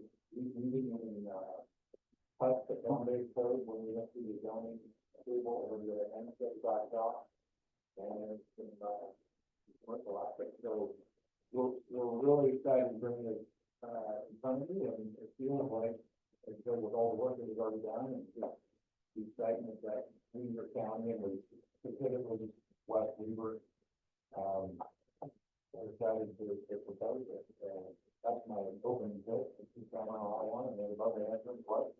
Yeah, and the other thing I want to point out is that one of the biggest things that we're trying to accomplish out here is we're trying to help the transportation situation. If you know that you can't just go put a bunch of rooftops out here and you have to store it, and then have no other way for cars and people to get in and out of the community. So one of the big emphasis that we put in the planning of this subdivision is not only preserve right of ways, but as well as shared corridors, and then transportation issues can be solved along the way. Not only for our benefit, but for the future benefit, of everybody around us, including some of the report folks, some of the future residents. And you'll see there are layers of those traffic improvements in our plan of every single phase. And it doesn't happen without those traffic improvements. And so that's a key component for this. We think that by steering through corridor preservation, we need to be out a little bit towards looking at these corridors. You can get them to realize that they've got to solve their issues out here. This is the way you're trying to solve it. And we can get them on board the park. We met with them separately multiple times. And they can request to our message. With the green things that kind of let off the gas on it, and through the corridor going farther west. But I don't know how they solve it to get the trucks without getting way more houses if there's facilities. And so I feel like there's still an opportunity that if we present something for them, the worst case scenario is then they let off the gas and they put it in market to then like the houses. But then maybe we still give them an outlet that includes the 25-50 corridor and gets up to with a different outlet, and they can have both, right? The worst case, we can't steer them completely onto our site, and they try to do kind of both. And maybe that hybrid scenario looks like smaller roads in most places, cities. But the flexibility that we put into our corridor preservation plan along with the traffic improvement is going to give us that flexibility to kind of work with that and adapt to whatever they're trying to find in the future. That, if we don't use a 300-foot wide freeway corridor that is set aside, then we can adapt that with the NDA and even we got a corridor that is right there, we're talking right away with, we can fit our focus to providing a new corridor and other improvements to our benefits to the community. So it's just going to get this, so we pass right through the middle of the project. If we feel like that's it's one of the key focuses is finding how to bring people in line with communities. It's what we're really trying to do in the market study that we looked at. And we were hoping that they saw the same things that we did, and we were pleasantly surprised that they mentioned multiple times in their marketplace that they need a core town center kind of support that is both really top and commercial for there to be a national name to actually create what we're trying to do. And we think that that will augment what the future planning aspect of the community will be, not only from a rooftop and social perspective, but wow, people can live out here and work out here instead of, the job will come with it. And one of the things that we really are excited about is also through the MPDOZ and the tax folks, creating some of those rail lines, where people could actually just put their things in our housing for the rest of the year and, live and work in this community without being their primary mode, getting their work every day. So those are all super long-term goals. And frankly, I think the super exciting topic is we need to work on because I get to use all the things I've learned with my experience as a developer over the last 35 years. And I've learned a ton of lessons along the way and we've created a lot of free and master plans.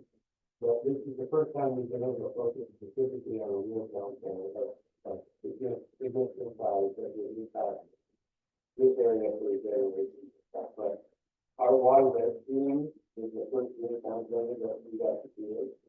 And it's a tool, but it's kind of small. And it's kind of a retail project that was already developed out in this area.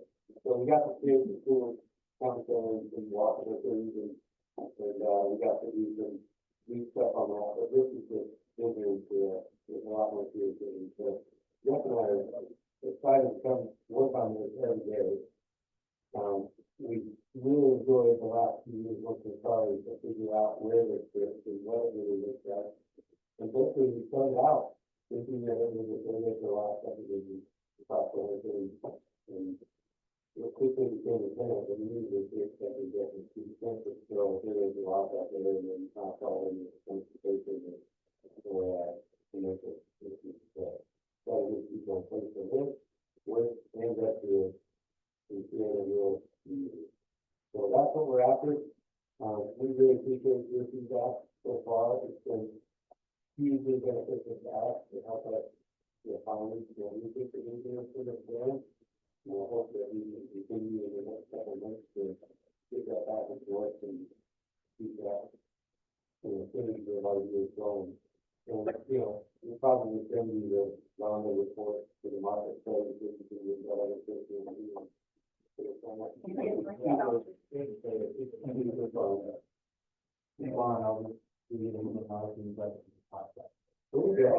I appreciate that.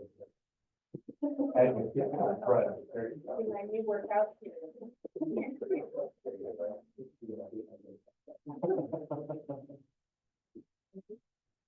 So any questions or, we're happy to continue to move forward, but if you have any questions, you can dive in or, Yeah, it is a big piece. It is big. Yeah, when you go on. I have a question on. when? Well, that's a great question. So, we road comes down to three. I think the secret to win is answering the how. And, because here's the look at it. As exciting as this project is to work on, it's an island, it's not very good farmland. It's not really, it doesn't have utilities, it has one road in and out, and it's locked by a river and a straight path on two sides. So, the answer to when is, I think, also the answer to how. We've got to get sewer first, right out of the gate, we've got to get sewer to the property somehow. And then we set the framework out so that we actually create the sewer in a mechanical treatment plant, which is located on site, that we quickly lead on building and, implementing and getting it out of the gate. Telling us that we've talked to them a few times about how that is going to function. They would eventually like to take ownership of that and kind of pioneer that treatment for the area. So we're looking at the on side.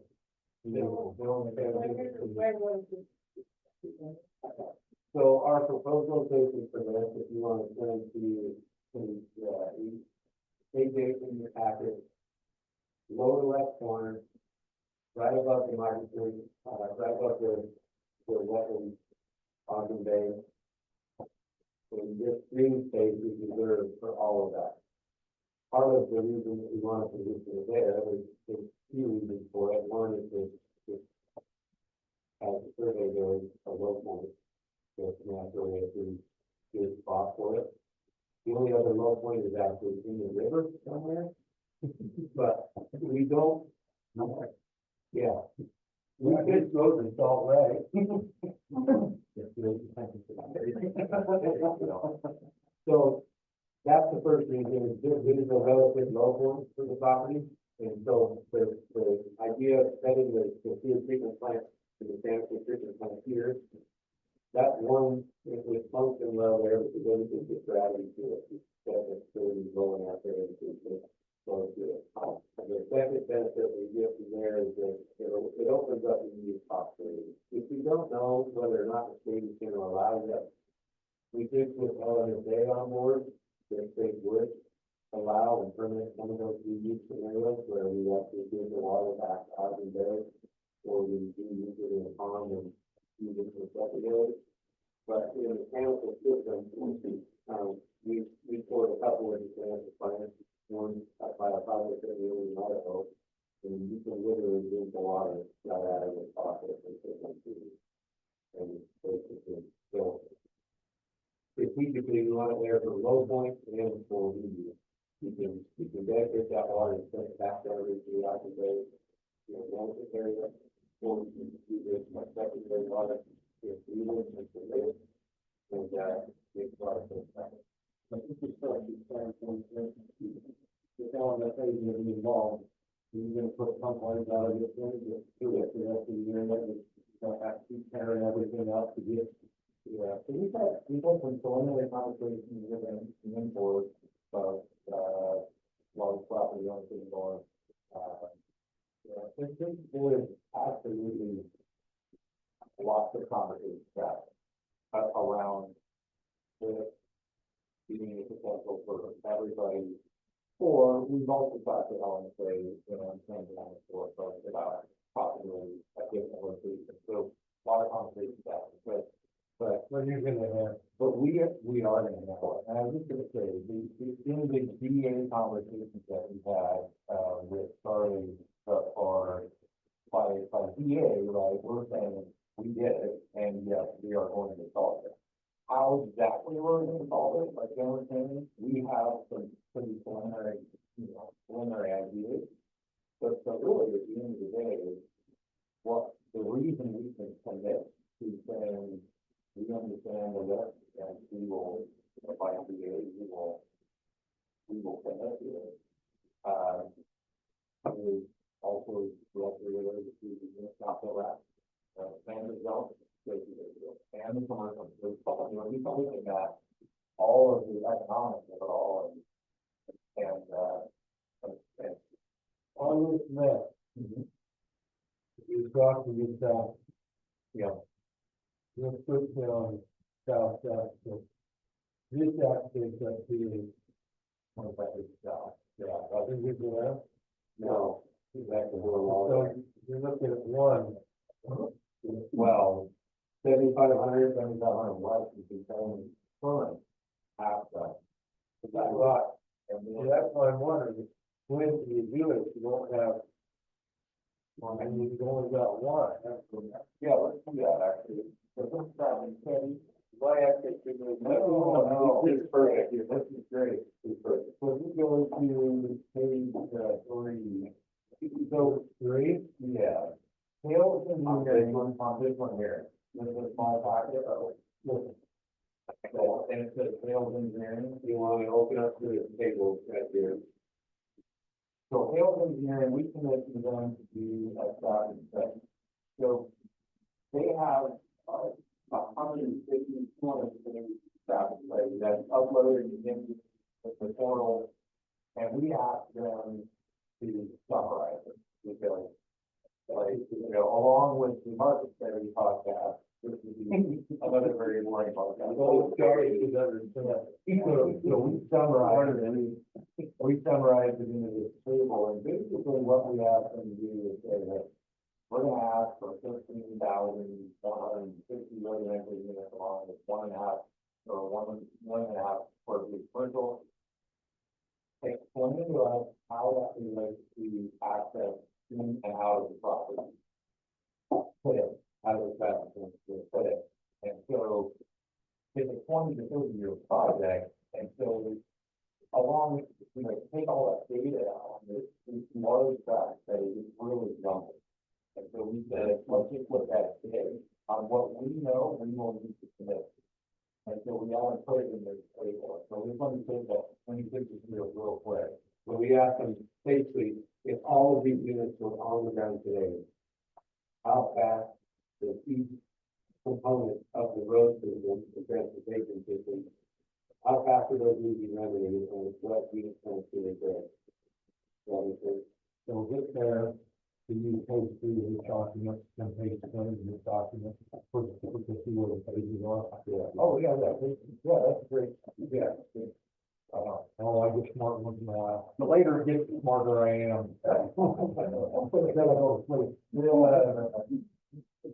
Yeah, so this is, and the other thing we wanted to kind of boil this down and simplify it was, again, since 30-year project, the question that Charlie posed is, how do you change it?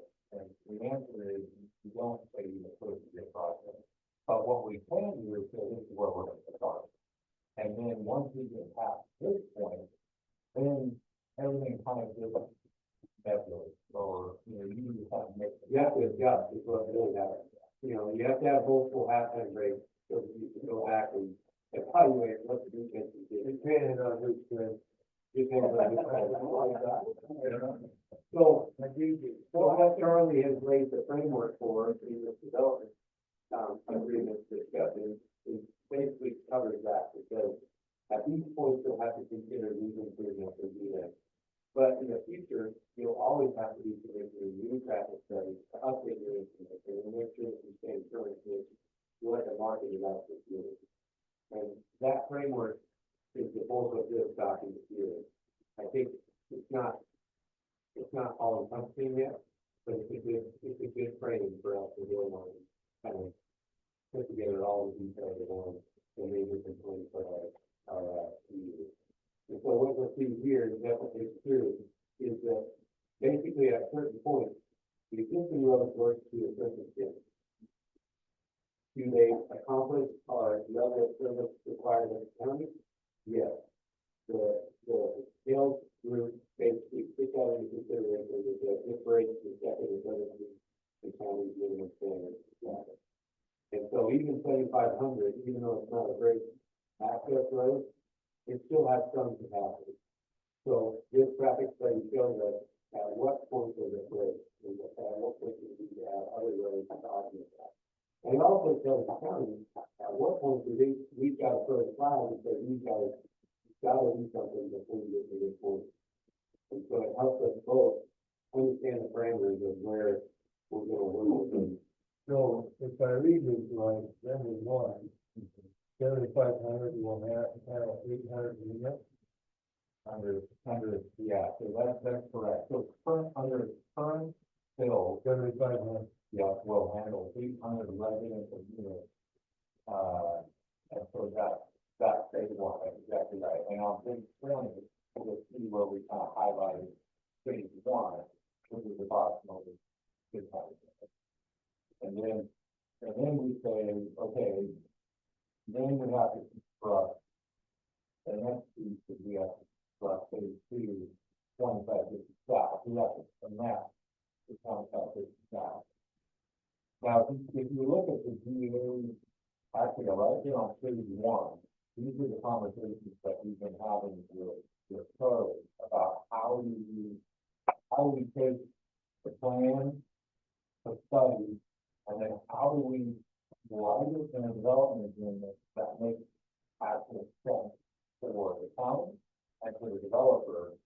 The reality is, we can't build 800 units off of 7500 West, that's singular access, or it's an access that has a restriction, like the county, like the railroad, the carbon tax, and things like that. So if you read through what Kelly's written here, and we will ultimately see is phase one and phase two are really going to build that, because they have to.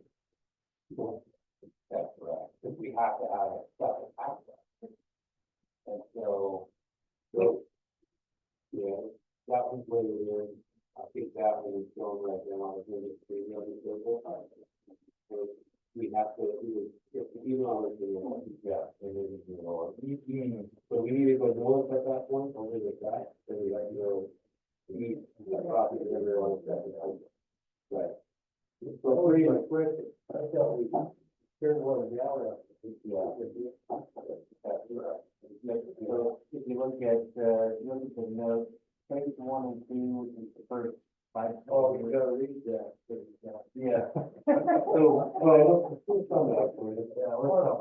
the bullet point that we're talking about is emergency egress is required from the on-site file.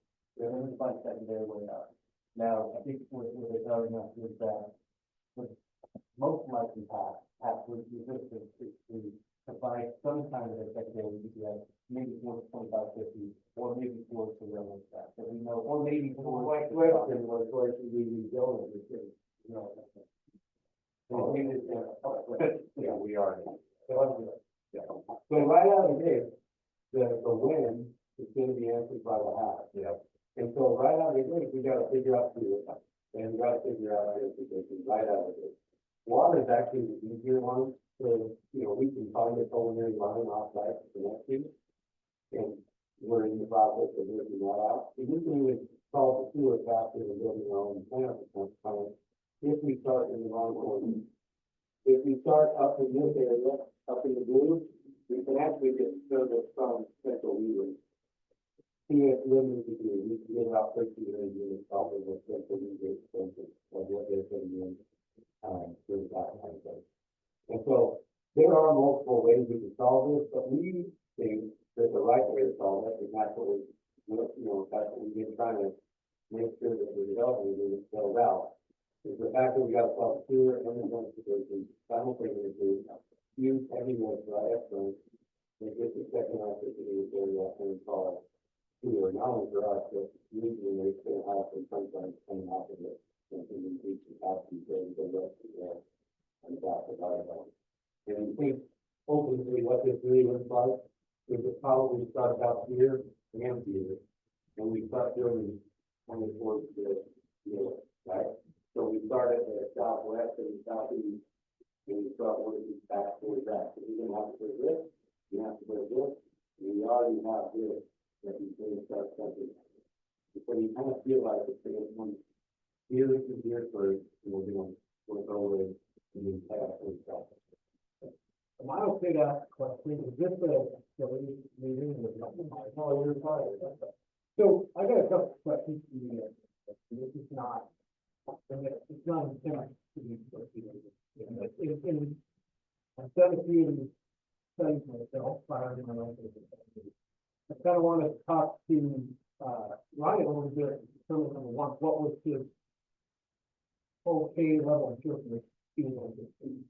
Because it doesn't, in the sewer down portion, it doesn't say. And to be honest, Jeff, I don't recall what the original 106 page document said, what was determined to be an appropriate level. It was the, we do have written, we do have written,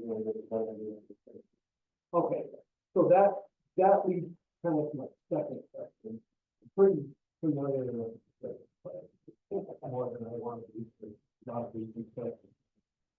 I see some improvements that were probably left out, and they're gonna be 7,500 west, currently is only right. And on top of that, we've got open base on the east side. Portions of it, we have height, but, that is as well, this is how and along with that, we tried to pipe it to accommodate drainage to where they work. It's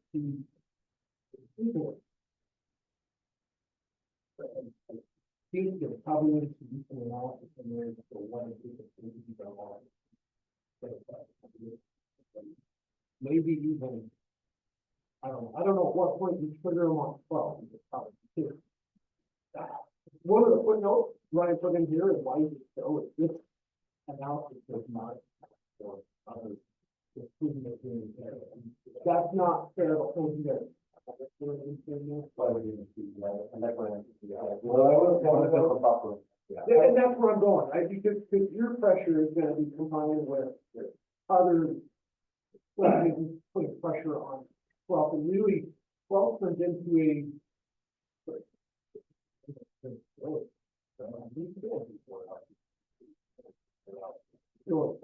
the majority of the place.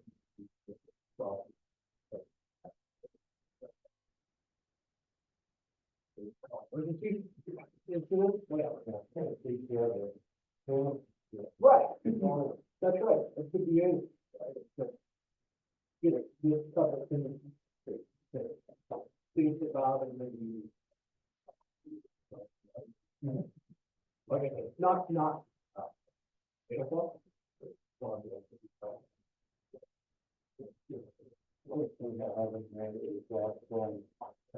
So during that street, whether Post Street, or 600, 800, 55, 55 street, that they will be built, in transit. So as Post Street, we need to a certain threshold that level for speed, that triggers the need for one of these everywhere, to help offset the amount of traffic. The only thing is, I wanted to make sure we wrote a buffer in that allows, so basically saying, we don't want to see this development grow so fast without a middle amount, to offset cluster traffic, that we have to add another lane for before building 2550 and 1850.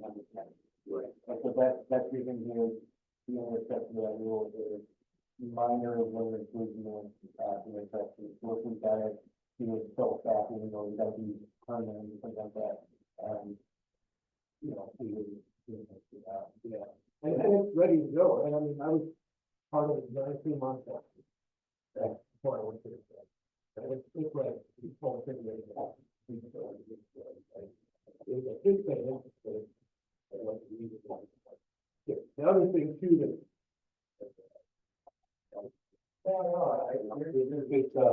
honestly, you're pointing out things that you thought bothering as well. Our first draft of the traffic study, we actually received that last February. And one of the first flaws that we found with it is that they approached the village group, approached it, and we were going to break 12 feet first. And we think it will violate IO. I have it, yeah. Well, I think it's not necessarily needed. If it does not do 12 feet to be 5 lanes. What it needs to do is second stop to eliminate the weapons.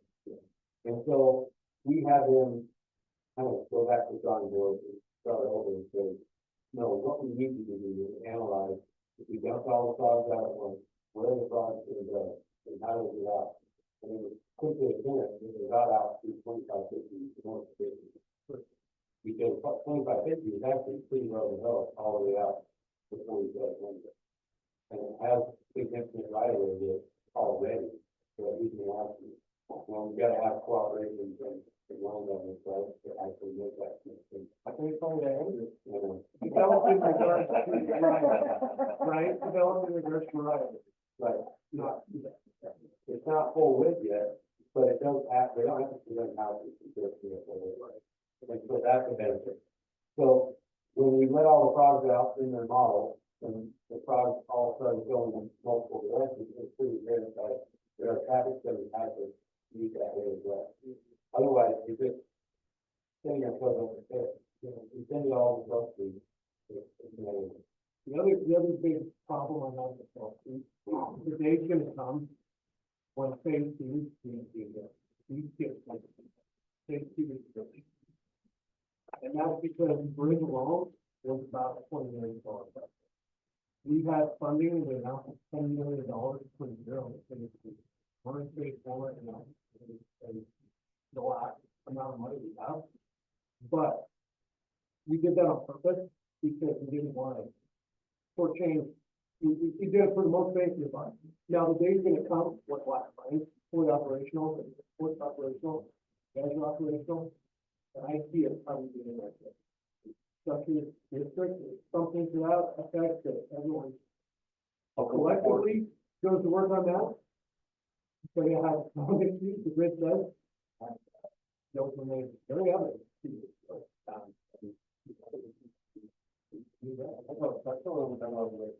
All of the above, with, structural fund,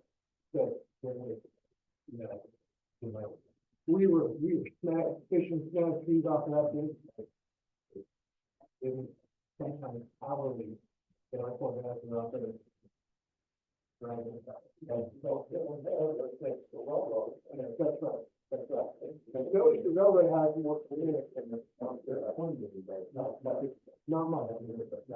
And it's a bottleneck now. But anyway, point being, it's not your problem individually to fix, but it is a problem collectively to. Yeah, when that's, yeah, you have that, story, conversation. All of us out there talking about EAD, so, you know, I think what you'll find, is,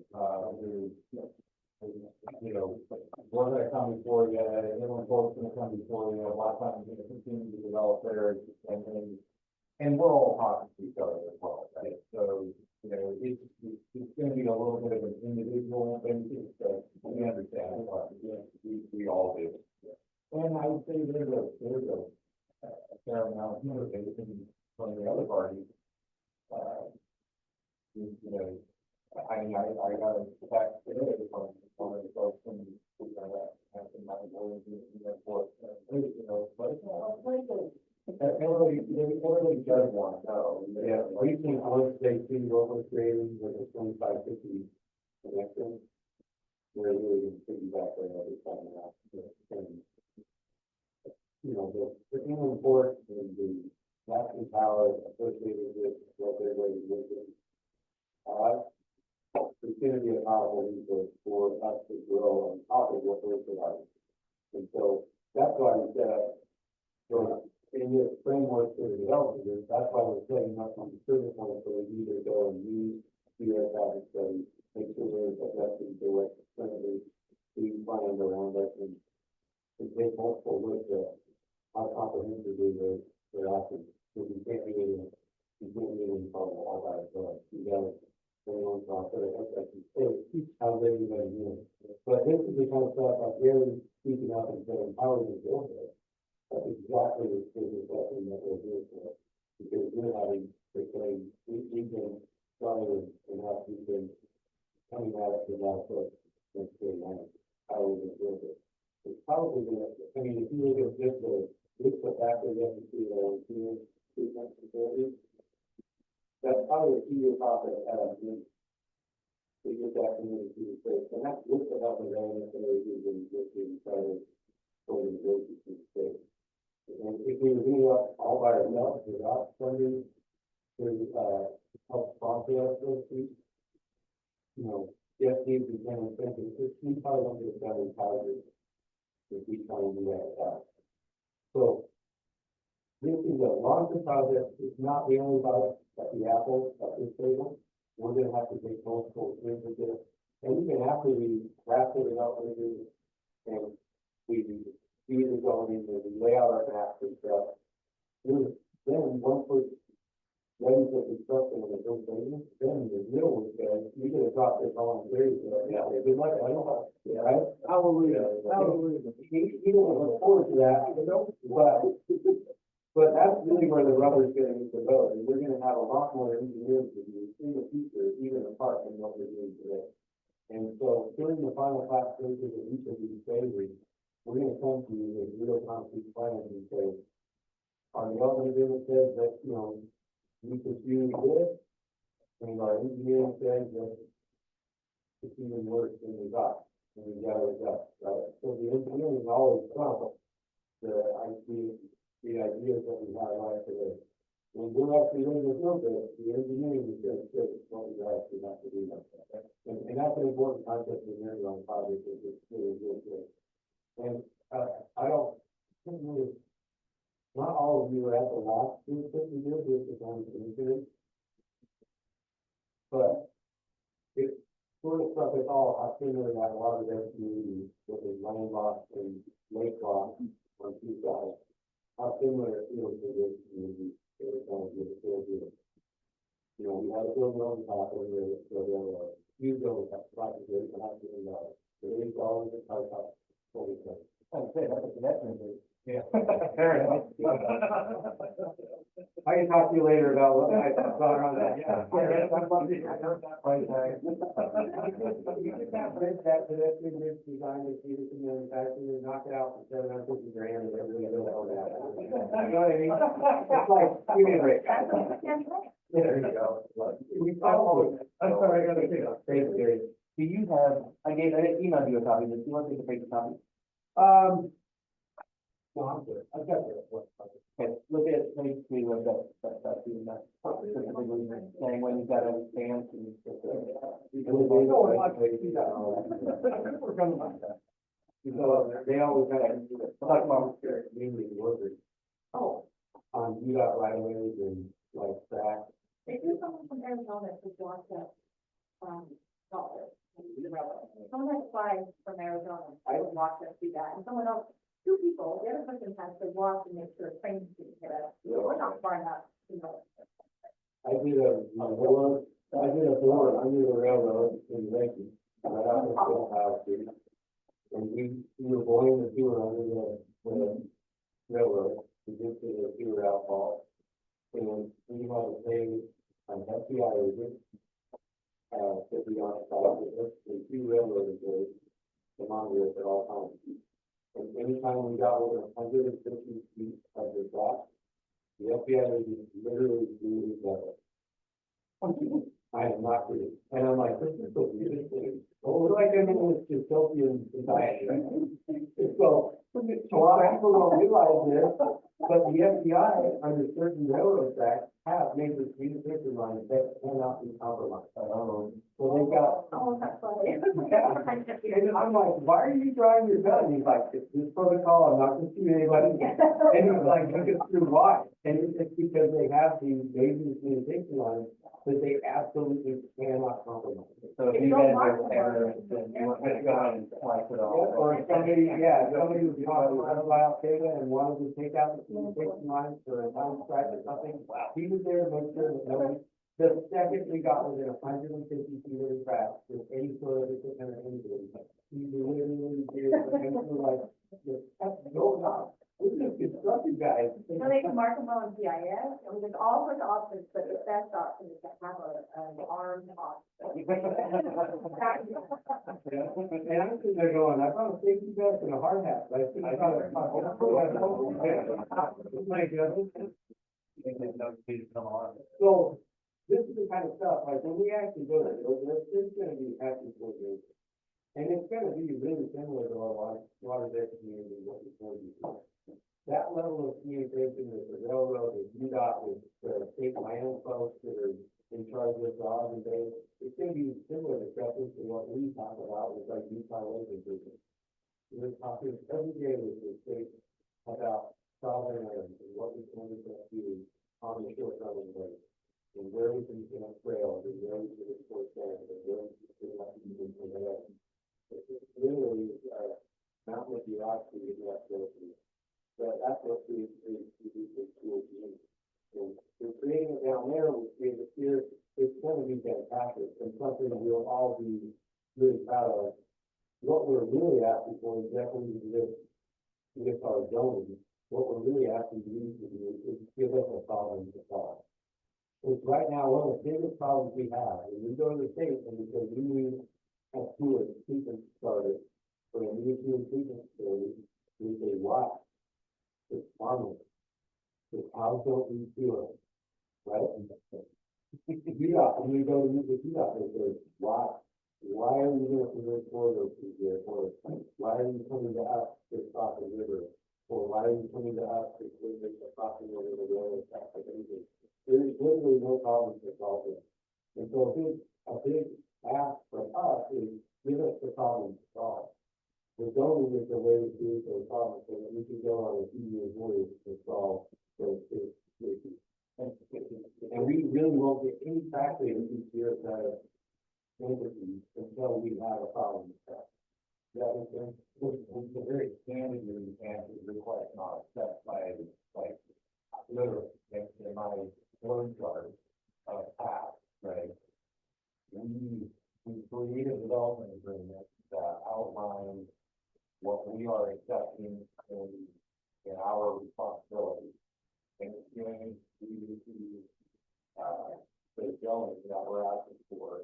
And the day that is done and approved, we then push the switch, and we have our civil engineering firm, our wastewater treatment engineering firm, our traffic engineers, and the commission done to go headlong into all of these studies that will then tell us this is the right thing to do, or this is the right thing to do. This is the most economical way, and all of those decisions we make will all be in the confines of the development, right? And so the development agreement that we've been working on with Charlie allows us a box, right? Charlie, he's drawing a box, and you can operate this as a box, and then like so we get the zoning around for it, and then we go, and then like Dan was saying. Because once we grant our staff zoning, now we have a real problem that we can. So that's exactly right. That is exactly right. That's right. And I asked that, and I'm going to say my I won't even think of the inspection that. Just because I would get for and for and so the gift of this thing. All you're really going for is going, and then you won't say and the term I use is, it sounds ridiculous, but some of these, we start to spend meaningful dollars. As if the dollars we've already spent aren't meaningful. They've done but then we spend real meaningful dollars on engineering, and land engineering tells us this is actually what like say, this is what we're setting aside with the superflex code, but we don't really. The engineering comes back and says that's the wrong location for it. We have to find a good location for it. And so that's gonna mean moving this green square up here, and moving a yellow square down here somewhere to, adjust to that. And that's what the development agreement allows us to do, allows us to do that. And to Gary's point, and we might be able to take credit for it. Right.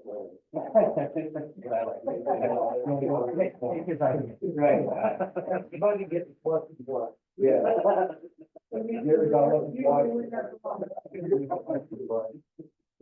like it has been like 7,500 west. If we go to submit a subdivision along there, and it says that you've got to increase the road width along there, because the shoulder is deep off and doesn't allow any stacking against the railroad track. And there's a drain problem along the shoulder with a reducing dip, then the engineering is going to say, Well, hold up, I will figure out the turn lane or whatever you got to do, and then, you know, it's scary to see. We didn't know much. Just like the FBI gets to draw their gun. We get to draw the gun and say, oh, hey, you've got to do this, because the engineer says you've got. We're both one, everyone in the neighborhood gets it. So, for me, I trust, starting, what is that? This is the thought. I just, couple of questions, what I was going to hear. So I assume that if rezone goes to the Westbridge Meadows, and no other development, it expires with them, that's always important. So, exploration, so, sorry, it goes to the plot. Right. Yeah, run with the line. Rest of the land, it's this project, with this organization, whoever is running it. Well, and one thing that they have to do is that they will say the master developer, let the all of the, But if we So ever, can change the. if we ever entertain the idea of selling it, we have to come back to the county to get our fire fee. And somebody that has the capacity to do what we have to do. We're not allowed to take it down, you know, that we can't unreasonably say we don't think places do it, we want to offset, like, as long as there's that critical visibility, the funding and the trials. But, and we could write something in there that says, over happy years. Yeah, you can do some of that in your development agreement, but that is an important component, is who can be doing it. And are they gonna be as committed as we are, right? Yeah. Right now, just like our full adventures, you've seen what we built in other parts of the community, in other parts of the state. You've seen some of our track record they've operated, and I hope everybody's doing somewhat comfortable with us as the master developer. And this, for us, is a super exciting project, and like I said, there's a legacy aspect here, and, you know, we're doing everything. But like, one of the hardest things about being a developer is that we, like, we get to work ourselves out of the project every single time. So it's like, the faster we go in years, you know, well, yeah. Exactly. The faster we, I'm joking.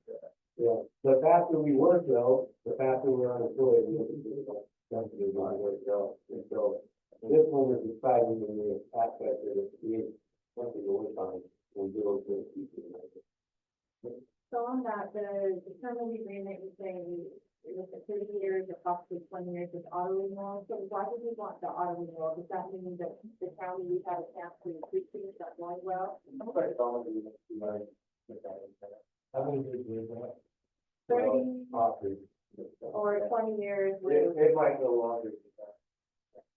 So, if we get to a point where the county, where the developer has now worked, where the county side, from the public perspective, we want to go in this direction, having an expiration of the 30 years with auto renewal, we actually become the most.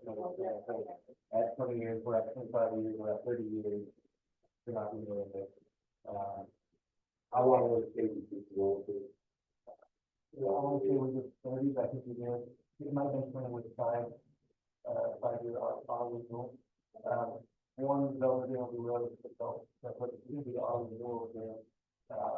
We want to go, years notice, before you tell us that you're not going to do it. So really, it's kind of a, every 5 years, but every 5 years minus one. Well, I think one of the things we're gonna put forward is 30 years. Because realistically, we're gonna be building so much infrastructure up front, because we need to run ways to operate. You know, we're gonna be saving probably close to $60 million of infrastructure, and pretty much that was it. So, forward more of a 5 connections. Yeah. 20 years of auto renewal, then it's going to be doing your job, that would be good. So I kind of like the and we're not opposed to it, but we are. safety factor. Yeah. No, I get it, and we're not opposed to that option either. But you know, our preference would be good. And then, how we want it, if you land on 25 and then you allow it, might be a great place for that one, you know, someone, you know, or if it's brought out with 20 years or 5, you know, we like to discuss that and you know, it's like, That water issues, I wouldn't want to do all of them all. But, talk about that, if the county wants to interrupt it, what are their expectations? Okay, that sounds fair. And all those, you know, all those expirations is also keeping in consideration that there's only three the problem for us to solve. And it's going to be a couple of years for us to resolve this problem. And so we're way into the plot already. And it feels like we just need to one way to go make that sense. And you don't want to be shut down by the public scrutiny and then just kind of like, so that would be difficult. So having standards for it would be good, but not just, oh, we just have to do that, not do that. You know, and so-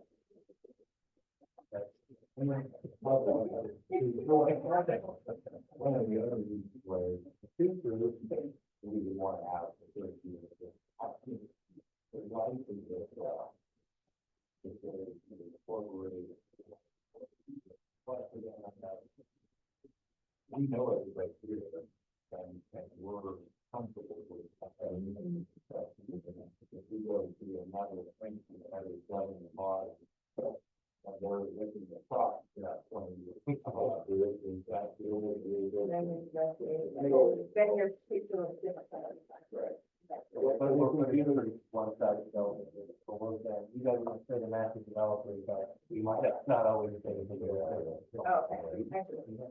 One of my big, it's not necessarily to do with the concept of construction or development, it's given that we can. But still, no matter what the scale of the business strategy is, there still needs to be possibility of second technology. Not too close to this one. I think we dealt with one to the better part of 20 years, but really the last 12 years or so, it was been in and out of foreclosure and developing a lot of different things. Whatever. Zoning, the zoning is what it is today, and then it changes, and then, so we've got this $100 million high school right across the street from the I can't explain it any differently, that's how disappointed I am in what this is from the high school. The district has this architect development, it's been out for the budget spending time in Southwestern, and it's just not going to really be out in the community. So, to get the picture there, I didn't want to see 1,400 acres. A house here, or a phase here, then a phase over here, a half road started here. I mean, I $3 million. I get that. But there's still concerns in regards to how this goes over time, and I got faith, don't take me wrong, I've seen what you guys have done, and I know that doesn't happen overnight. But at the same time, it's such a large area where it's like, it can go bad, if it goes bad, it could go bad, it could be pretty ugly, if you have to turn it over, lose your agreement with the town. It gets turned over to foreclosure to X amount of different developers who all have a different vision of what this is. So that's where I get a little bit concerned. On a project this size, I don't have a problem with it. I actually want to do it that way, so we need to do it like we keep the coal for at least 30 years. Right. The key to that is you guys keep the coal for 30 years. Right? So, well, that's a place that we can have something in the development agreement that's effective on that aspect. It's like, maybe there's a foreclosure clause that comes at the development agreement and comes to wrap up and impact, right? But instead of being there, and they go back to development and we've somewhat taken a stab at that already with the master developer agreement and the private space, but you can ask the board when you're around what happens to the area of the project. right? And I don't wanna disrespect other developers, but. But we do everything. Well, we want everything else we don't have to get. We've seen the same thing, I mean, we've seen the same things on our properties even. We sell parcels of ground sometimes to other developers to perform on, and we're disappointed when they don't do exactly what they said they would do, and they don't make it what they should, and put in the effort that we would like. That example I pointed out in Watershed, that those townhouses that I don't like. One of the reasons that happened was because, to Andy's point, well, the development, that was actually the back door of our subdivision before. And it became the front door of our subdivision, and we finally built the railroad spot, right? And so then all of a sudden, it was way more apparent. Before that, developers kind of gave in the back, because they had to go all the way through City Hall and all that stuff, to even get to their property. But then once we built the railroad thing, it became the front door, and it's in our face every day, right? And that's one of the reasons why that was a good point for us. And that's one of the reasons that we need to protect ourselves with disposal and not development. So those people can't transfer it, they got them having to post the same line as right? And so I think those kind of lessons are good to point out, even though it sometimes feels like there's a third in other developers.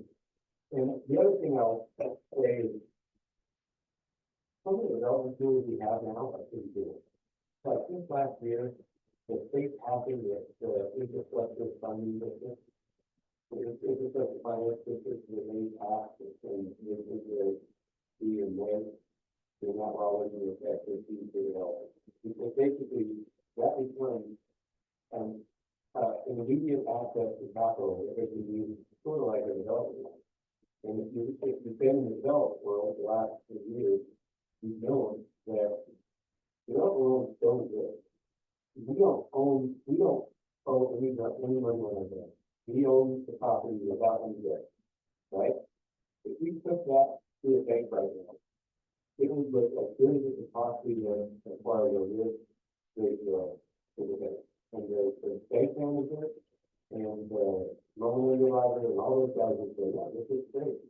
So, the fact is, and they would waste our time for 6 months because the package is never good enough for the board. Because behind the scenes, the board has to be FDIC ratio, it's always existing. They were drafted in 2009 when banks were bailout, right? And so those FDIC ratios don't allow the banks to really do development lending. That's one of the reasons the governor's office created CID, and those tools exist for developers now that they didn't exist for the developer at Boston Housing. Maybe if you would have had some of the funding sources, that probably would have turned out with it, right? Or maybe if the development lending didn't happen to the state that disappeared in 2008, maybe it would have. Maybe it would. Maybe that developer is a bad actor and it's just, no matter what, would have turned out fast, right? But there are better tools now, and we hope that there are better tools that come into the state with, current economic outlets and what's going on with our federal government, even. There could be some other developments that help developers actually come in and take more than the state. Better access to capital, better funding sources, and better resources. I hope that they still start to go and look at how they can get development funding and A&D loans back into the state of commercial lending. Because that's really why we have to create these alternative funding sources. And that's kind of frustrating as a developer. We basically live without funding for 22 years. And we have to be able to buy the equity, which is expensive. So we have to deal with our own capital, which is painful. And we've got to be very careful with that, right? And if you can get some of those funding mechanisms, like one of the right out of the gate, we're going to fund, once we have a loan that creates the problem to solve, we're also going to start implementing a CID and the IFP to fund for these funds, because it really becomes a great funding mechanism for us to go out and make large lift infrastructure that benefit everybody, no matter what happens to us. Because the CID that I did in Salem, it took us 9 months to set it up, but the second it's funding on the bond market, they put that money in for our account. And we can draw money right away. So we went from having $0 to $22 million sitting there waiting for us to the floor. And if we're ready to use it, it's there for us to use. And so those CIDs and IFDs all just created after the problem that you guys did us to solve is created, right? Right now, we don't even know what we are. So if we go to apply for an RFP or CID, we can't even tell them that this thing is a commercial, is this thing, is this thing, use tax. What is out? People are going to get this out, and they out there. But, hold on. That's a great grant, yeah, don't tell him I said. You know, I just felt one comment here, going back to the plan at the time, we hear all the time, we know that this is coming to the time. Well, for hell's sake, when the time is here to do it, the planning starts. This project is starting the planning now for the future. And even though there's risk in it, I would say in my mind that this community planned out, that's what these new developers would be signing on to do. Complete the project.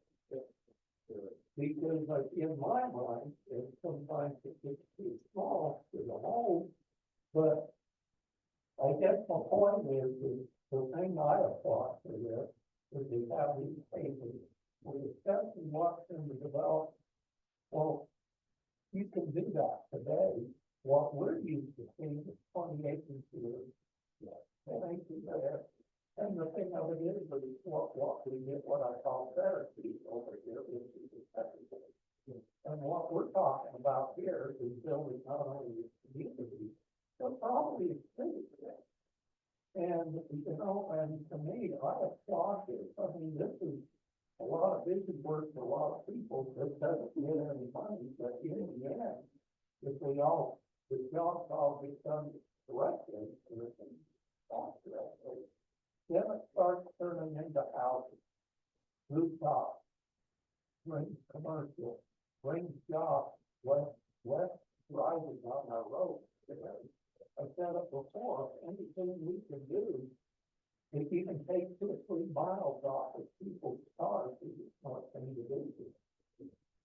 And so, for me, I'm very happy with this. Now, going through and driving out, got me ice across the sea. That's going to be our big job on our side. But for me, this is what I signed on to do here 25 years ago. And I'm happy to finally really seeing it, you know.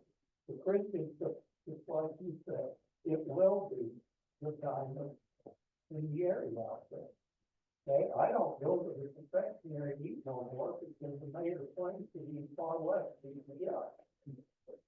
And I won't tell you the tough word to them, but why didn't one of you fools that stuff there?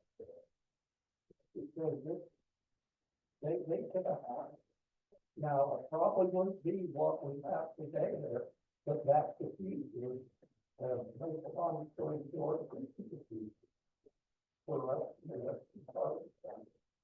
Yeah, one of the upsides to what Sam was saying about, you know, the lack of financing and things like that, you know, you mentioned it, right? It kind of does take some of the bad assets out of the space, you know. The term that I just used a minute ago, meaningful dollars, very well, we need to be full amount of dollars, you know, like, you know, from both sides of the project. That's one of the reasons why we partnered up to bring it, instead of bringing a hotspot, we partnered up, like, that'd be hot number 1, and then number 2, plus 3, plus 7, let's not do something that's hotspot, what do you do, you know, what do you do? And, you know, what we have is 2 developers who are debt-free, and invest a significant amount of money into something like that. So, yeah, but thank you for saying that. It was good, and the fruit says first, you guys have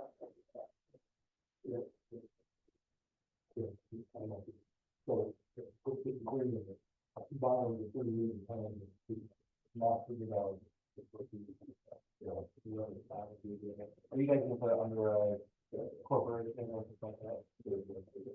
Okay, so whoever has typical, I think that would make a note of all for hours. Right. What you're talking about, all of the properties here, there's some of it's home, and some of it is under contract, and so, again, we approach it. That's all I'm saying, and looking at exactly what it's going to try to, now that you say you can go, we say you can have to pull out the bottom, if it still happens, the last 4 pages, that's all for it. Oh, yeah. And, so that's another one, the development agreement was reported in the last 4 pages, wasn't signed by the owner of those, of that property. So, the developer only, the developer wants to, I wanted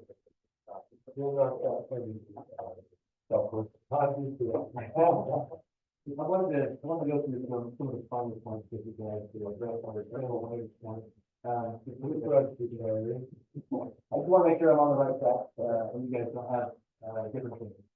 So we already talked about street, improvement, competition improvement, just to make sure we're clear on all that. We are asking the development to building a new road, I don't agree with the 12th Street, 1600, building a new road before the previous road, what. To do that, we only have to run to start construction on the new road and then build this. Because if the port comes in, it's just you can have burn on 12th Street, but it's not going to be. But if the port comes in and puts the 2/3 on 12th Street, you can drop that level further. So it's speed up in the office. So it's still a little bit of a highway, it's kind of like the technology, but moving off the whole thing. With that, it is possible that folks we get expanded to 5 lanes before the legal road from online, and that'll happen like a project like that.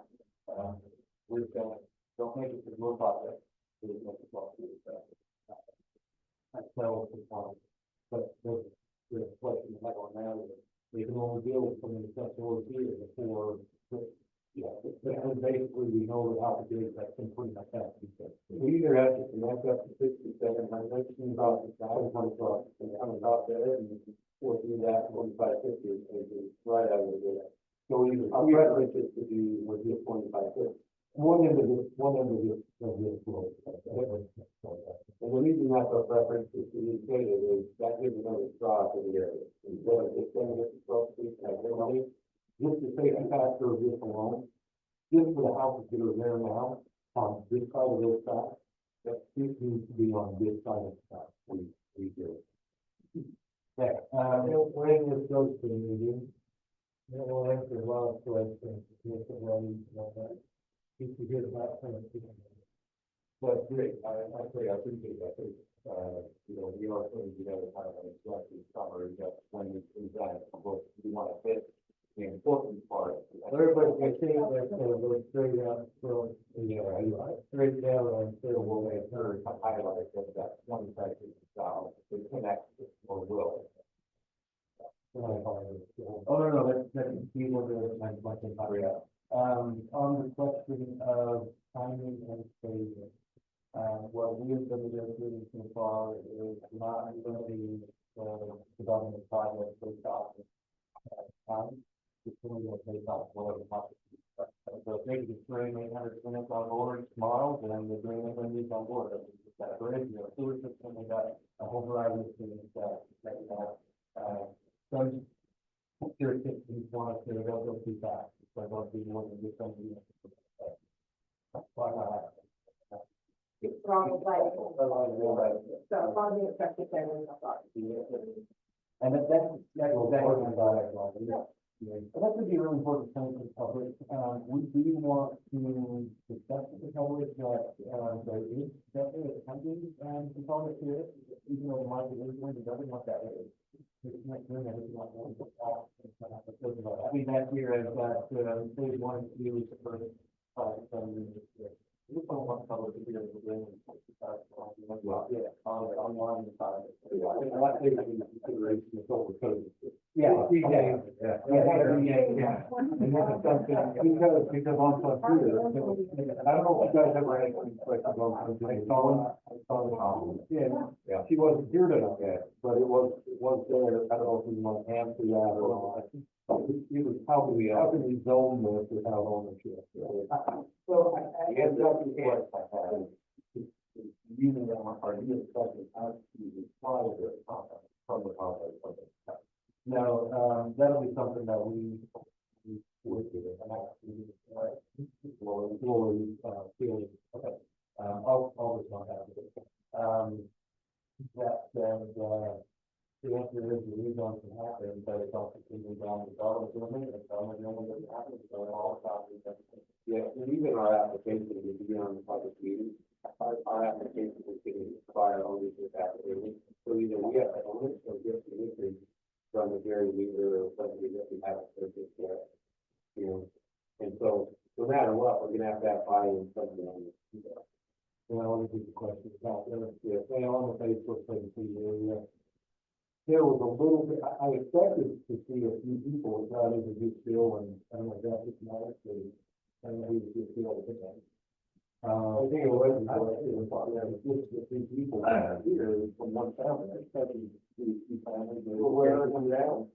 Well, you know, and I thought the leaders would be here, the Wilson, I mean, we talked to them, and extensively. I thought the Penrod would be here. and, this building is, so, Oh, yeah, yeah. So, and I don't want to point out, but see, this is why out in Webster, you,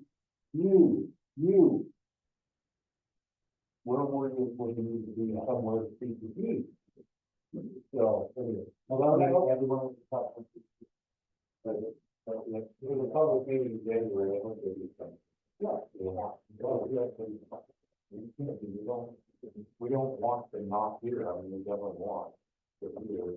The question is, you can, is it better to hear from the developer, sometimes, but, you know, I think, what they're really good to do is first, what I have learned is when they generally come, they want to hear from Midland, or Charlie was really, I don't really, I agree with, but occasionally, you know, there's opportunities for us as developers to, you know, whatever. It'll be, I think it's the way that the first time, how we do things in our people, we will want to get, you know, that's, yeah, we'll put down, and we'll have an executive summary that will distribute to the anything part of the public document, and we'll really be pretty great about it, but and then we'll take questions during the public hearing, and then you guys will get those questions. Yeah, when you're in staff, hopefully it's going to be on you guys, questions after everyone has questions. And my understanding of it is, Andy says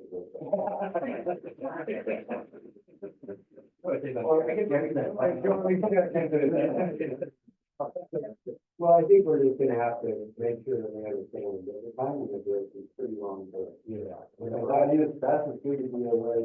And the other important aspect is that if you pay attention to the colors on the physical map, the colors actually mean something. Yeah. In effect, those colors mean that we're gonna map their existing houses. So our development for them, next door neighbors, and the immediate development around their existing property, it's gonna feel like there's like, well, it's like, you know, like it feels now.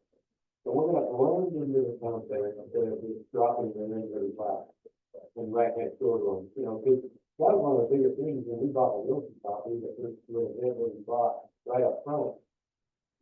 He was very protective of his mom and sister, if they only on 7,500, it was like, listen, you can't put the road past their house. You can't build lots that are gonna be small lots right next to them. Yeah, a list of things, because the contract, you know, like, help me take care of it, if they're gonna have to live here, we're selling, you know, they're still gonna live there for a long time. Let's make it nice for them. And you wanna do the same thing. So colors, also, you know, like residential parking. They're there to take a picture of what it feel like, and it really will feel like it's very, very, very good. And then we'll go in, you know, take the valve out and start running it in this one thing. Just don't say it like that. And you'll move it. There we go.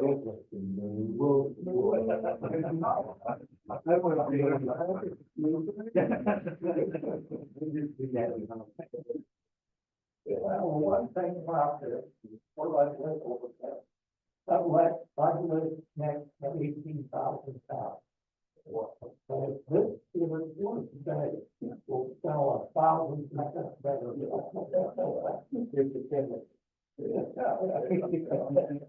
Well, so, then, you know, I think part of the free for the area, so, and, way a lot, the fact of the matter is, this point away, that's right. You know, people don't drive, don't want, yeah, but it used to be an aspect of like, you see what happens to my stock, there's no American, then we found how to find factory. All that, we can't even buy a factory for hours. That pretty much tells you everything, yeah. You know, I gotta go to the cash down. You see them there, big, all right, go on, so, yeah, other item, in the film, vein, you guys being in the business, and so, when you got development in this, here's something about, like, like we do now, but also, if we could, we're working with the legislature, the other guys, so, we can enable, the allowance of, municipalities, we would actually develop this with free trade going to that process. So ultimately, but what point what should we do? So if well, if the development agreement, we can specify what those should be at. Because I don't really care the details what but we have class 3, 4, 5, and 6 counties, free land access, no more than 3 vendors by and general benefit office, 5, 4, and the area municipality, and that preliminary municipality is on the book, and as soon as they have at least 100 residents in the development, they can go out to their website.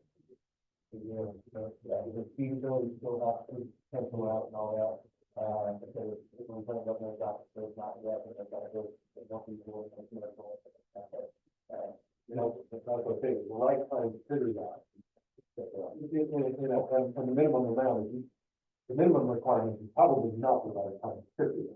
But, and so we can put any threshold, that we want into the, but that's not, when it can support itself. Yeah, really support itself, but we're not, this is going to the state, it also goes to the city, so we may have the opportunity to say, we want, right, yeah, so Taylor will have the opportunity, let David have the opportunity, we probably have the opportunity, and so, rather than, they can also, the same thing, to make it very better. And that's quite frankly, that's what we have to do. There is, you know, we're going to look at what that happens for that opportunity. But what we expect will happen is especially once the $1.5 million square feet per door, so balancing that. Pretty hard to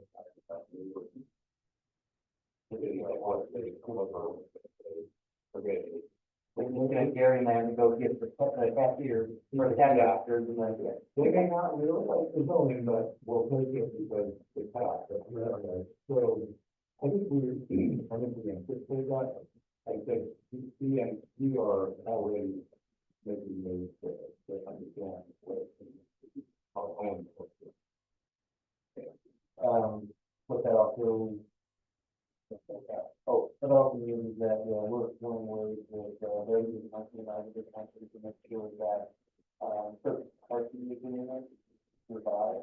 You can offer a corporation, it's about the time, you can offer a corporation or an association, for example, the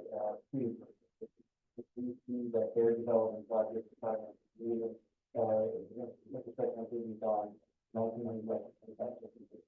We want to be able to go really good. We're trying to figure out how to do that, hopefully, and not say that, We always run out of the street. we always want to write a development agreement with which we're working with that out there, and just hope we always take that out. I'm hoping, right?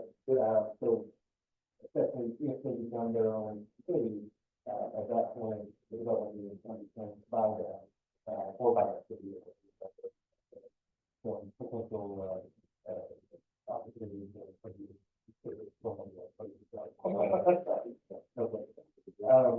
Other things, a little bit, form-based zone, so big chunk of this is in the form-based zone, development agreement with the county agrees that there's some active form-based zone, but nothing can happen in that area until they have to do their stuff, and county will operate with their,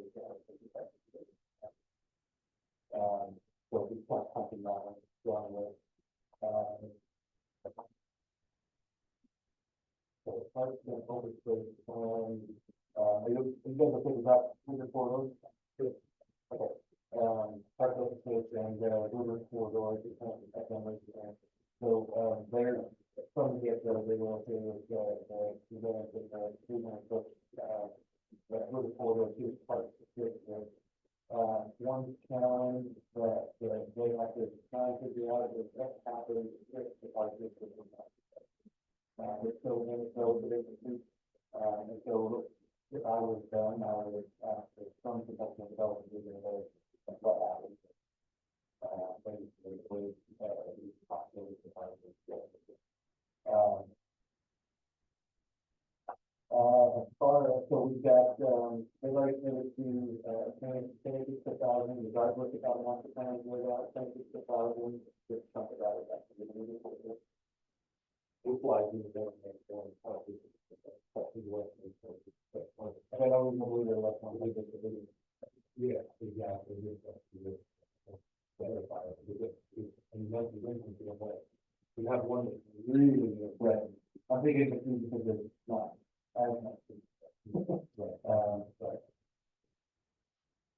So as far as the park district stuff goes, two parks stuff in the corridor, looking at development of those parks, the equal ratio of development parks have a good development project, right? That way, if we do get to years 20, for whatever reason, the agreement is we kind of decided with authority and open space, and I think it's development. We do like the 75 builders, we'll be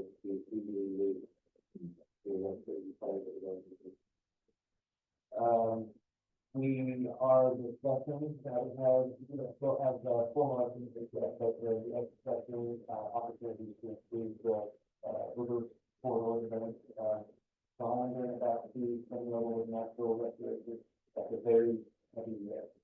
And so one of the things that we're asking for from both developers, not only that, great companies that and understandably so, there's a little bit of more on the side that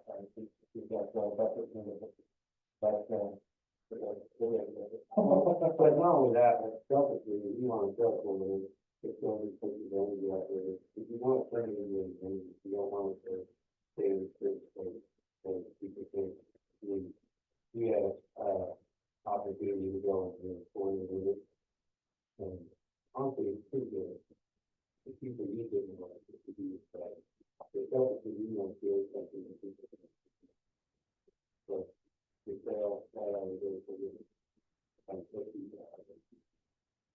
what we buy before that's where it's pretty word. He said, and I come down there for 2009, oh, we're never going to do that. What we anticipate, how you do that. What we anticipate is putting the new there, and then the restoration will come after we have people use it. we as developers don't want to go and just start for, do something that great project on a river that we don't know this, we don't know how much people are going to do.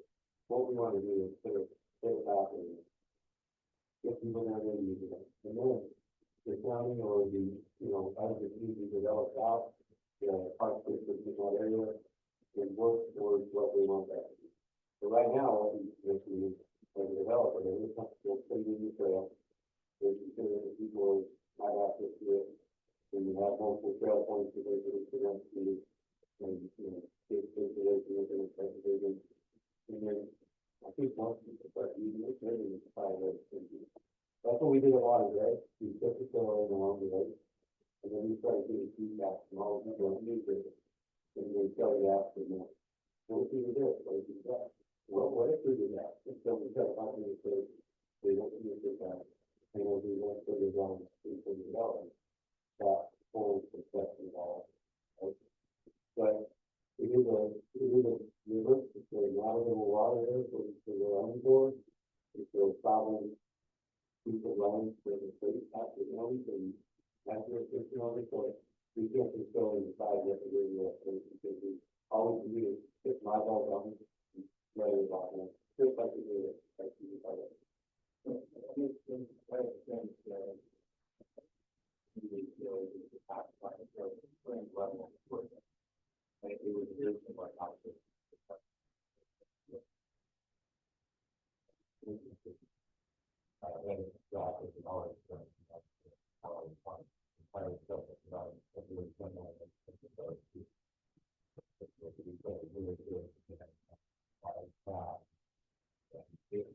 Already had half of the other side of the river trail that all the way up here. We put one on our side. It's highlighted. If there was a sort of electric street, right, we could go over to connect to it. But then after that, we just kind of get out of well, the community day, that was the last week of the developer. And then for what it like to come is that last community is developing out in kind of explosion crazy for development. It's kind of fun spot, the equal way is not really small and public and the park. And that's the way I agree that that's what we're doing. What we can do is build that trail that connects the Black Country Trail that hopefully can continue to connect. And then that river will take on a life that's home. And it will be its own justice if there is that path. And the intent is, even on top of that, we've got this prospect about where the river is in the park. There's actually another use facility that maybe Applicant contribute anymore. But that doesn't happen unless we create this park system. And we've got some work to do there. As we go through and individually find these areas, that will evolve. And my hope is that this becomes a pretty cool little really park. So after baseball diamonds and soccer field, which is become families and things to play really out there. But that would be awesome. And then at the same time, there are people watching the dogs on the river and doing all that stuff. And it would become a regional park that actually would be used to benefit these people that live here. These people that want to do it can do all that. So I think that would be a really cool feature. And it starts with that. It's put the people out there and then it evolves from there. And then on top of that, we're trying to get through the area and we're also trying to integrate the Ireland corridor. We go through here, there's more trails and actually that kind of situation. We tell everybody who's listening that the number one is going to be good to trail. No, we like the second one, get a skate park. And I'm telling you, I got one of these top objects. Skate park. But next Oh, yeah. to these stations, this is Oh, yeah. not like round enough every. If we build a skate park, if you build a skate park anywhere in our community, they are there all hours of the day and that's the station hour. Arguably as much or more than trail. Kids love it. Not all the neighbors love it, so they're kind of controversial at the time, but it's going to be the right spot. Climbing up the list is pickleball court, But the real driver is the third one, is literally the for regional parks. Regional parks is they're actually planning spaces for baseball diamonds and practicing. Those are used as much as one of the. One more thing that is, and we still have our, we have to do it on the visit of the bag and what Jerry was talking about, okay? During the, although, I think Brandon, yeah, and we talked to Jerry a lot about understanding that. So, Gary, I don't know if Gary understands all about Gary, you got very thinking of this, right? And I like that.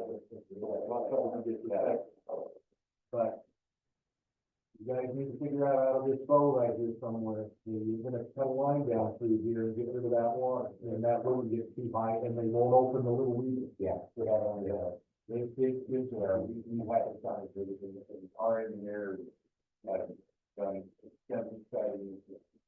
And those weeds that are gonna run east to the west are, we get. Yeah, I don't need over and say, as long as it's, as long as it's, and a lot of our, part of the plan, yeah, a lot of our plans follow, but it's good, and they should, yeah. And they basically have 5 going east to west, and 1 north to south, and 3 going southwest, and go east to west. There are these things, and we're basically just gonna plan and see around it. So, yeah. Most of them will be we're trying to go around them, because the reality is we're gonna have to do the fill for all the building areas. We'll do kind of the same area, and then we bring it to them at these areas. That's why we're trying to protect it in every place. And I gotta figure out a different way to move, but the drainage areas that we're gonna, maintain in place and then improve upon, those are gonna stay out there and become community again. You're gonna have meandering creeks that basically are the drainage. Well, I know it's you celebrate your extension of this building, sometimes we can create a feature. Someone in Milwaukee, not Milwaukee, sorry, Minneapolis, that had a really cool community that they have lots of water. When I would suspect that there's a lot more deep ponds and stuff on there in the future that aren't shown on our map right now. But as we get further into the drainage, that's one of the things that we've got integrated with the drainage, are the secondary water use. Some of that we're gonna have to create ponds for. And so I suspect that there's an opportunity to create those pond areas that are dual purpose in low spots along those drainage areas. Because it can frankly get water source use, right? We currently have from our civil engineer, we have a proposal that's called the master infrastructure plan road. And, we've got plans that I like where it's going, but we still have the problem. But we understand that, these biggest studies is infrastructure and drainage. And that is just about the master infrastructure rate. And it's going to dictate a lot. And the reason he's pushing us to try and get that drainage set going, the drainage set going, is because we've actually already spent over $800,000 surveying the property after doing the drainage. But we've done preliminary wetland studies, we've done all the surveys on the north spots and dirty areas and everything else. And realistically, he already knows what you have to do. Now he wants to spend the time to go in and try it. But a lot of those problems are going to solve until we quantify what the use is about, right? So, anyway, that's a huge component of what we're trying to create out here is the community will live in harmony with what you do with it and live out there in what is otherwise a pretty good area. Strategically, that's one of the reasons why we're partnering. A lot of that won't be buildable because it's in wetlands. So we'll either have to mitigate a lot of that part area, or we'll have to figure out how to do it and, replace those buildings in place, and we might have to do that, depending on how these radios are going. So lot of these parts, but I agree, you gotta put a system like, it's what it is, you know, where it's sensitive with it, you see the information, if there are problems associated with that, you gotta find a way that one. Right, so, No limit on to at some point about it, and we didn't go over that too much, because once we got a feel for what you guys were doing, guaranteed planning, as well as, the work plan that they will have to work with, maybe realize this is a very skill project. So, you might go with that brain and say, maybe sure it's not popular, I think the market will. and that fourth project that go towards the one, not the vendors one, but the one that we developed, that's for, once we get that power corridor as you're driving close to the lake, so, 150 guys, or someone over there, all doing the flood, right? So we get the electric, trying to doing it out, maybe, and then, so we're super familiar with process, we understand how all that goes, and, you know, we need to get a drainage plan will also inform what will be contributing for our developers, which will be the ultimate drainage. And then, what it does, you know, it's funny, we talk about all the infrastructure, the number that we're the most worried about, you know, and we know it's gonna be significant, you know, we're already there, but we've also been there, right? And so, then over, you know, down like, all of the time, you know, the only caveat that we make a little bit easier is we probably would fix that, right? And so we knew exactly what our elevations are, so it's really more complex to that, but we did, we know how to navigate that, and then the one, so all of those things will all like come together. Drainage plan, wetland plan, and then you lay all those top of each other, and then you start to say, like, this is what we're going to do. And now all those things are one. Only one request I have, hopefully you speaking about the business, that, I could do engaging those, but it's much better than can, and bring in the out of those next time, finding opportunities to that. In the long run, we really not to be able to do the And by now, so it's like, making sure it's all, we react to that. If you gotta get up over it, we're gonna see the thing, you gotta get it, it's like that earlier. We're gonna do it, you guys will, yeah, I mean, this whole spot right here, all of this is all gonna be filled in proportion, like, this here was coming down, because we've got to elevate that, so that we can get the things over the side, so, yeah, there's huge components of elevation that we got to stay and do, and say, I mean, that is one of the tools that I have got that have, that will give us railroad lines that have pretty, like, over time, that have developed around these railroad lines, that have built it much. So all those railroads, where they can channels, and then as the rail line moves out, now all the channels will be cool. Open for the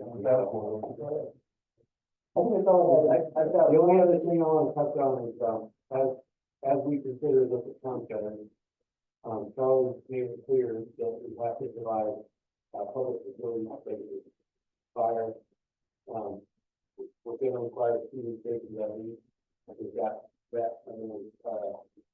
residential use. We have to accommodate some sort of training center for police and, town halls and whatever. So part of our involved in pretty picture of what we're doing, is going to have some of those, spaces, specific functions outlined in our program. Well, also, looking at kind of a recreation school area. And there's development agreement, too, that's a great point. The development agreement needs to address that, because the schools are needed, we think that there's probably few elementary schools in the state area. And as we call those elementary schools, so, you know, if this place is commercial, it's got a commercial has to go. Since as soon as we have the community, according to the market study and market that we actually go and buy it around, it's moving to, we can't just cut off our right on it, not have it anymore, right? To be something else.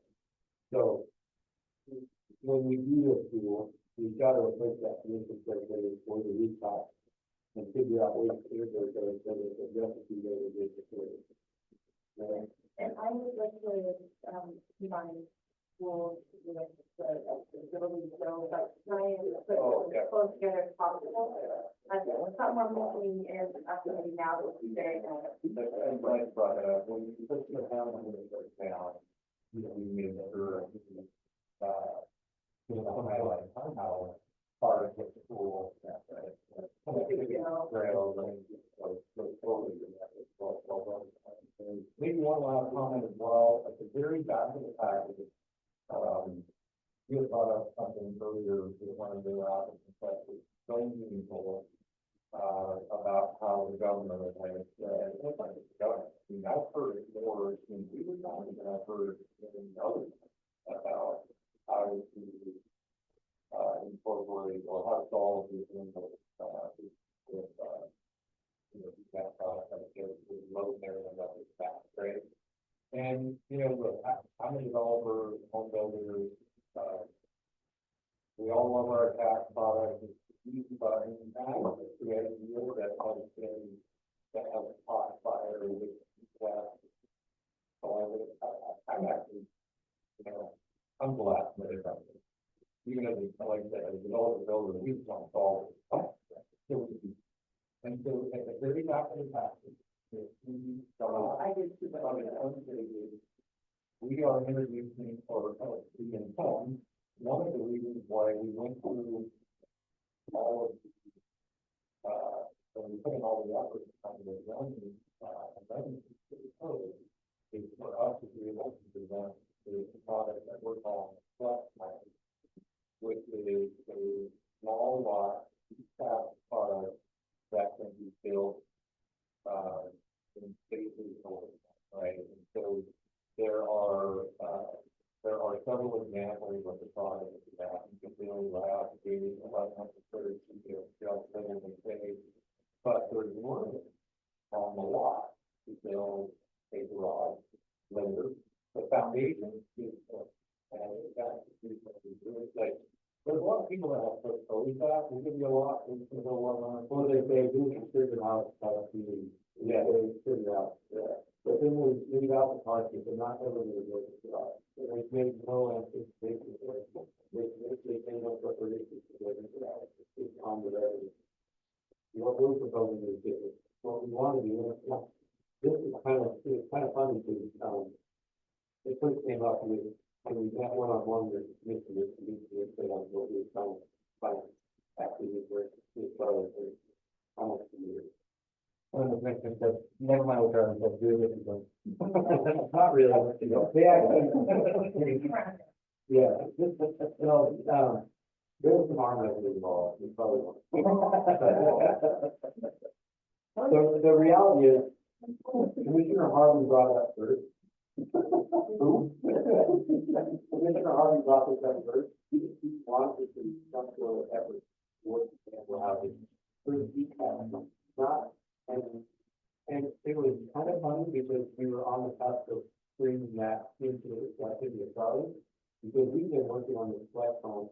We presented this to, I presented this personally to even out to 2023, and tried to present to the doctors in one of our neighborhoods. And they're so doesn't allow it. They're so required to allow people, not only a garage, but 22 by 22 for 50 feet sky garage to be built with every detached home. It's funny how that's still flying goes away because Townhome or Sunday, but the main requirements don't go with that only. But they actually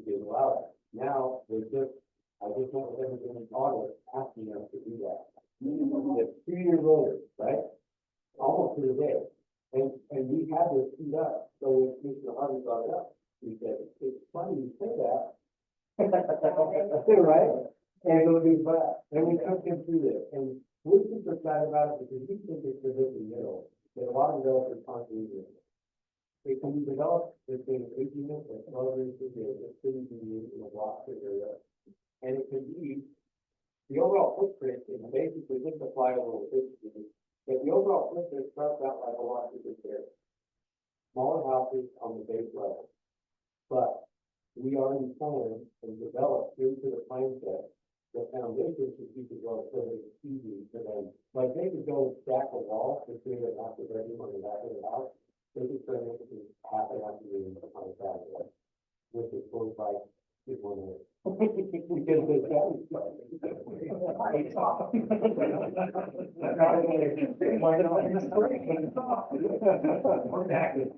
That's part of our presentation. Have a guy with the tour. Yeah. We're talking in this slide here, but it shows you exactly how that lays out. The base level footprint is similar to a Washington Terrace house, but it's already got a foundation for the future master bedroom in the one. It's already got the foundation for the detached garage. So to frame that, so when they can get it style with the local steel company for minimal dollars, like if we build it attached to a house with all the fireproofing and those requirements that we need, a garage costs us $25,000 to $30,000. If we build a step style detached in the structure in a different fashion, we can do it for $7. And so that's the kind of attainable housing that we give people in. They own a piece of real estate that's not attached to somebody else. And they do it. So yeah, so we wanted to show you we just wanted to show you what they want and how the different varying products is like. Really what we discovered is this actually could real simple opportunity, where behind the living space, while you're waiting for the ADU to get built, or while you're waiting for the rest to build, there's some real cool opportunities for a community for them. And so what we don't want to do is encourage, tomorrow's the last week communities today. We don't want to do that. And so as we developed the product over the last couple of years, we're really actually quite excited. So we just want to show you real quick how these people are living. Again, what you're seeing the front of the houses, but we're on the street, where all the alleyways, type products. And so as we flip the corner, what we're going to do is we're going to fly up, and then we're going to start to see down the back of the alleyway where the garages will be, and we're going to see these yards, right? Right through that thing. Yeah, right. So this is an example of, this is the foundation that will be there. And so, you take an opportunity to tap it, and so you can put a softball hoop up there, you can create some type of a space in the meantime, not even, weird looking. And so, if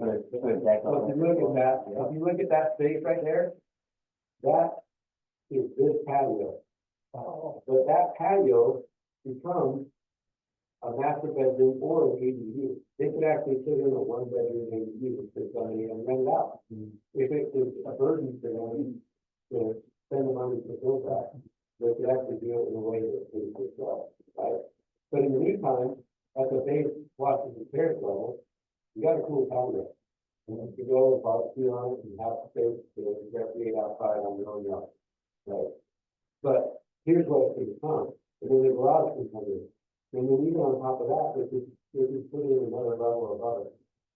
So the footings are wide enough and so that's the layer enough to be able to have that above. Yeah, and it depends on the plan. That's like we've got a single story version of this. It's not this, right? So you have to take the right plan up front. But the single story plan is phenomenal. And they can go in at a base level and start out at only 900 square feet when you've only got one tier, right?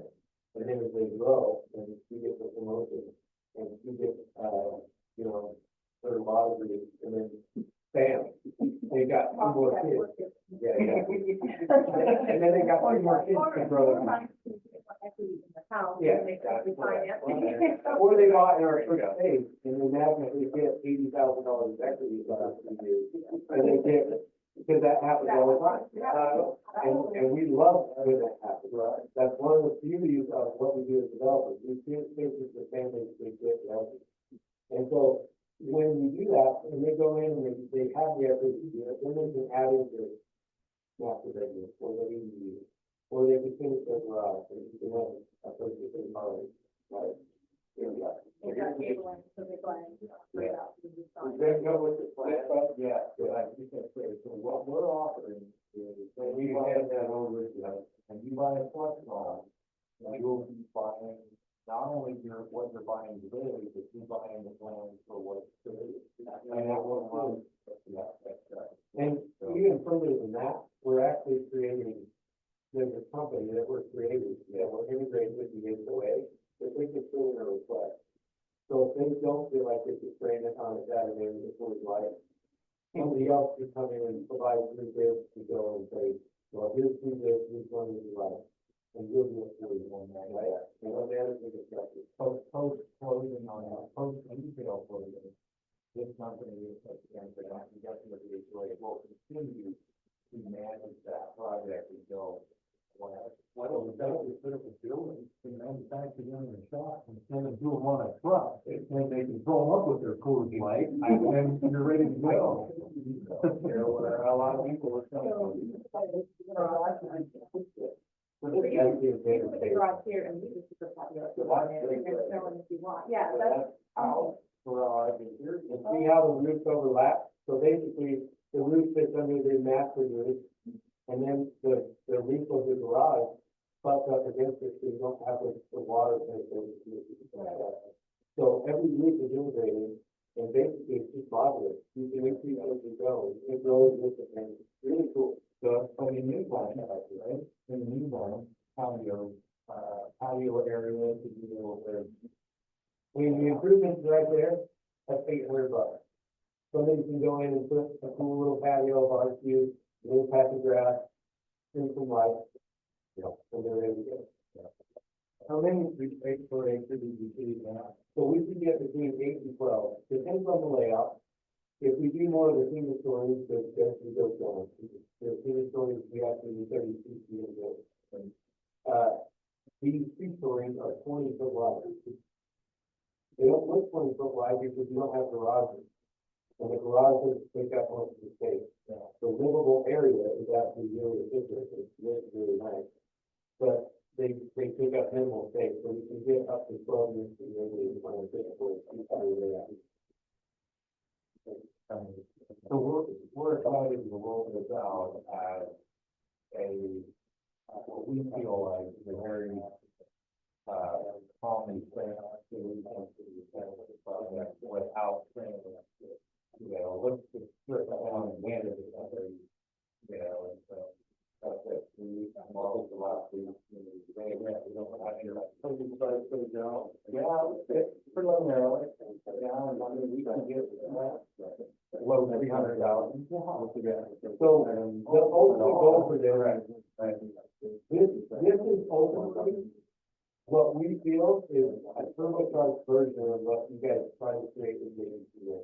The ADC ran to try to create a technical housing instead of cap at 400 and some odd thousand, right? What we actually want to do is we want to create a living way. We want to give our residents a real option so that they don't have to buy a house. So we want this to compete directly with the housing in the townhome. If our townhomes are 330, we want these to be 320 at the starting price. It comes with a significant footprint at first, and so it can grow based on their abilities, right? But they can own a piece of property that will increase their personal net worth immediately, and increase their private ownership immediately at a price competitive with the tax price. And that's what we're trying to do. And take a little bit of pressure off, to kind of feel it, you know, kind of, you know, how to help it. Yeah, You can grow up a family, a house, you grow up a family. Well, one of the things we're sensitive about is we're not gonna have the opportunity to be with a lot of basic out there. So that's really, right?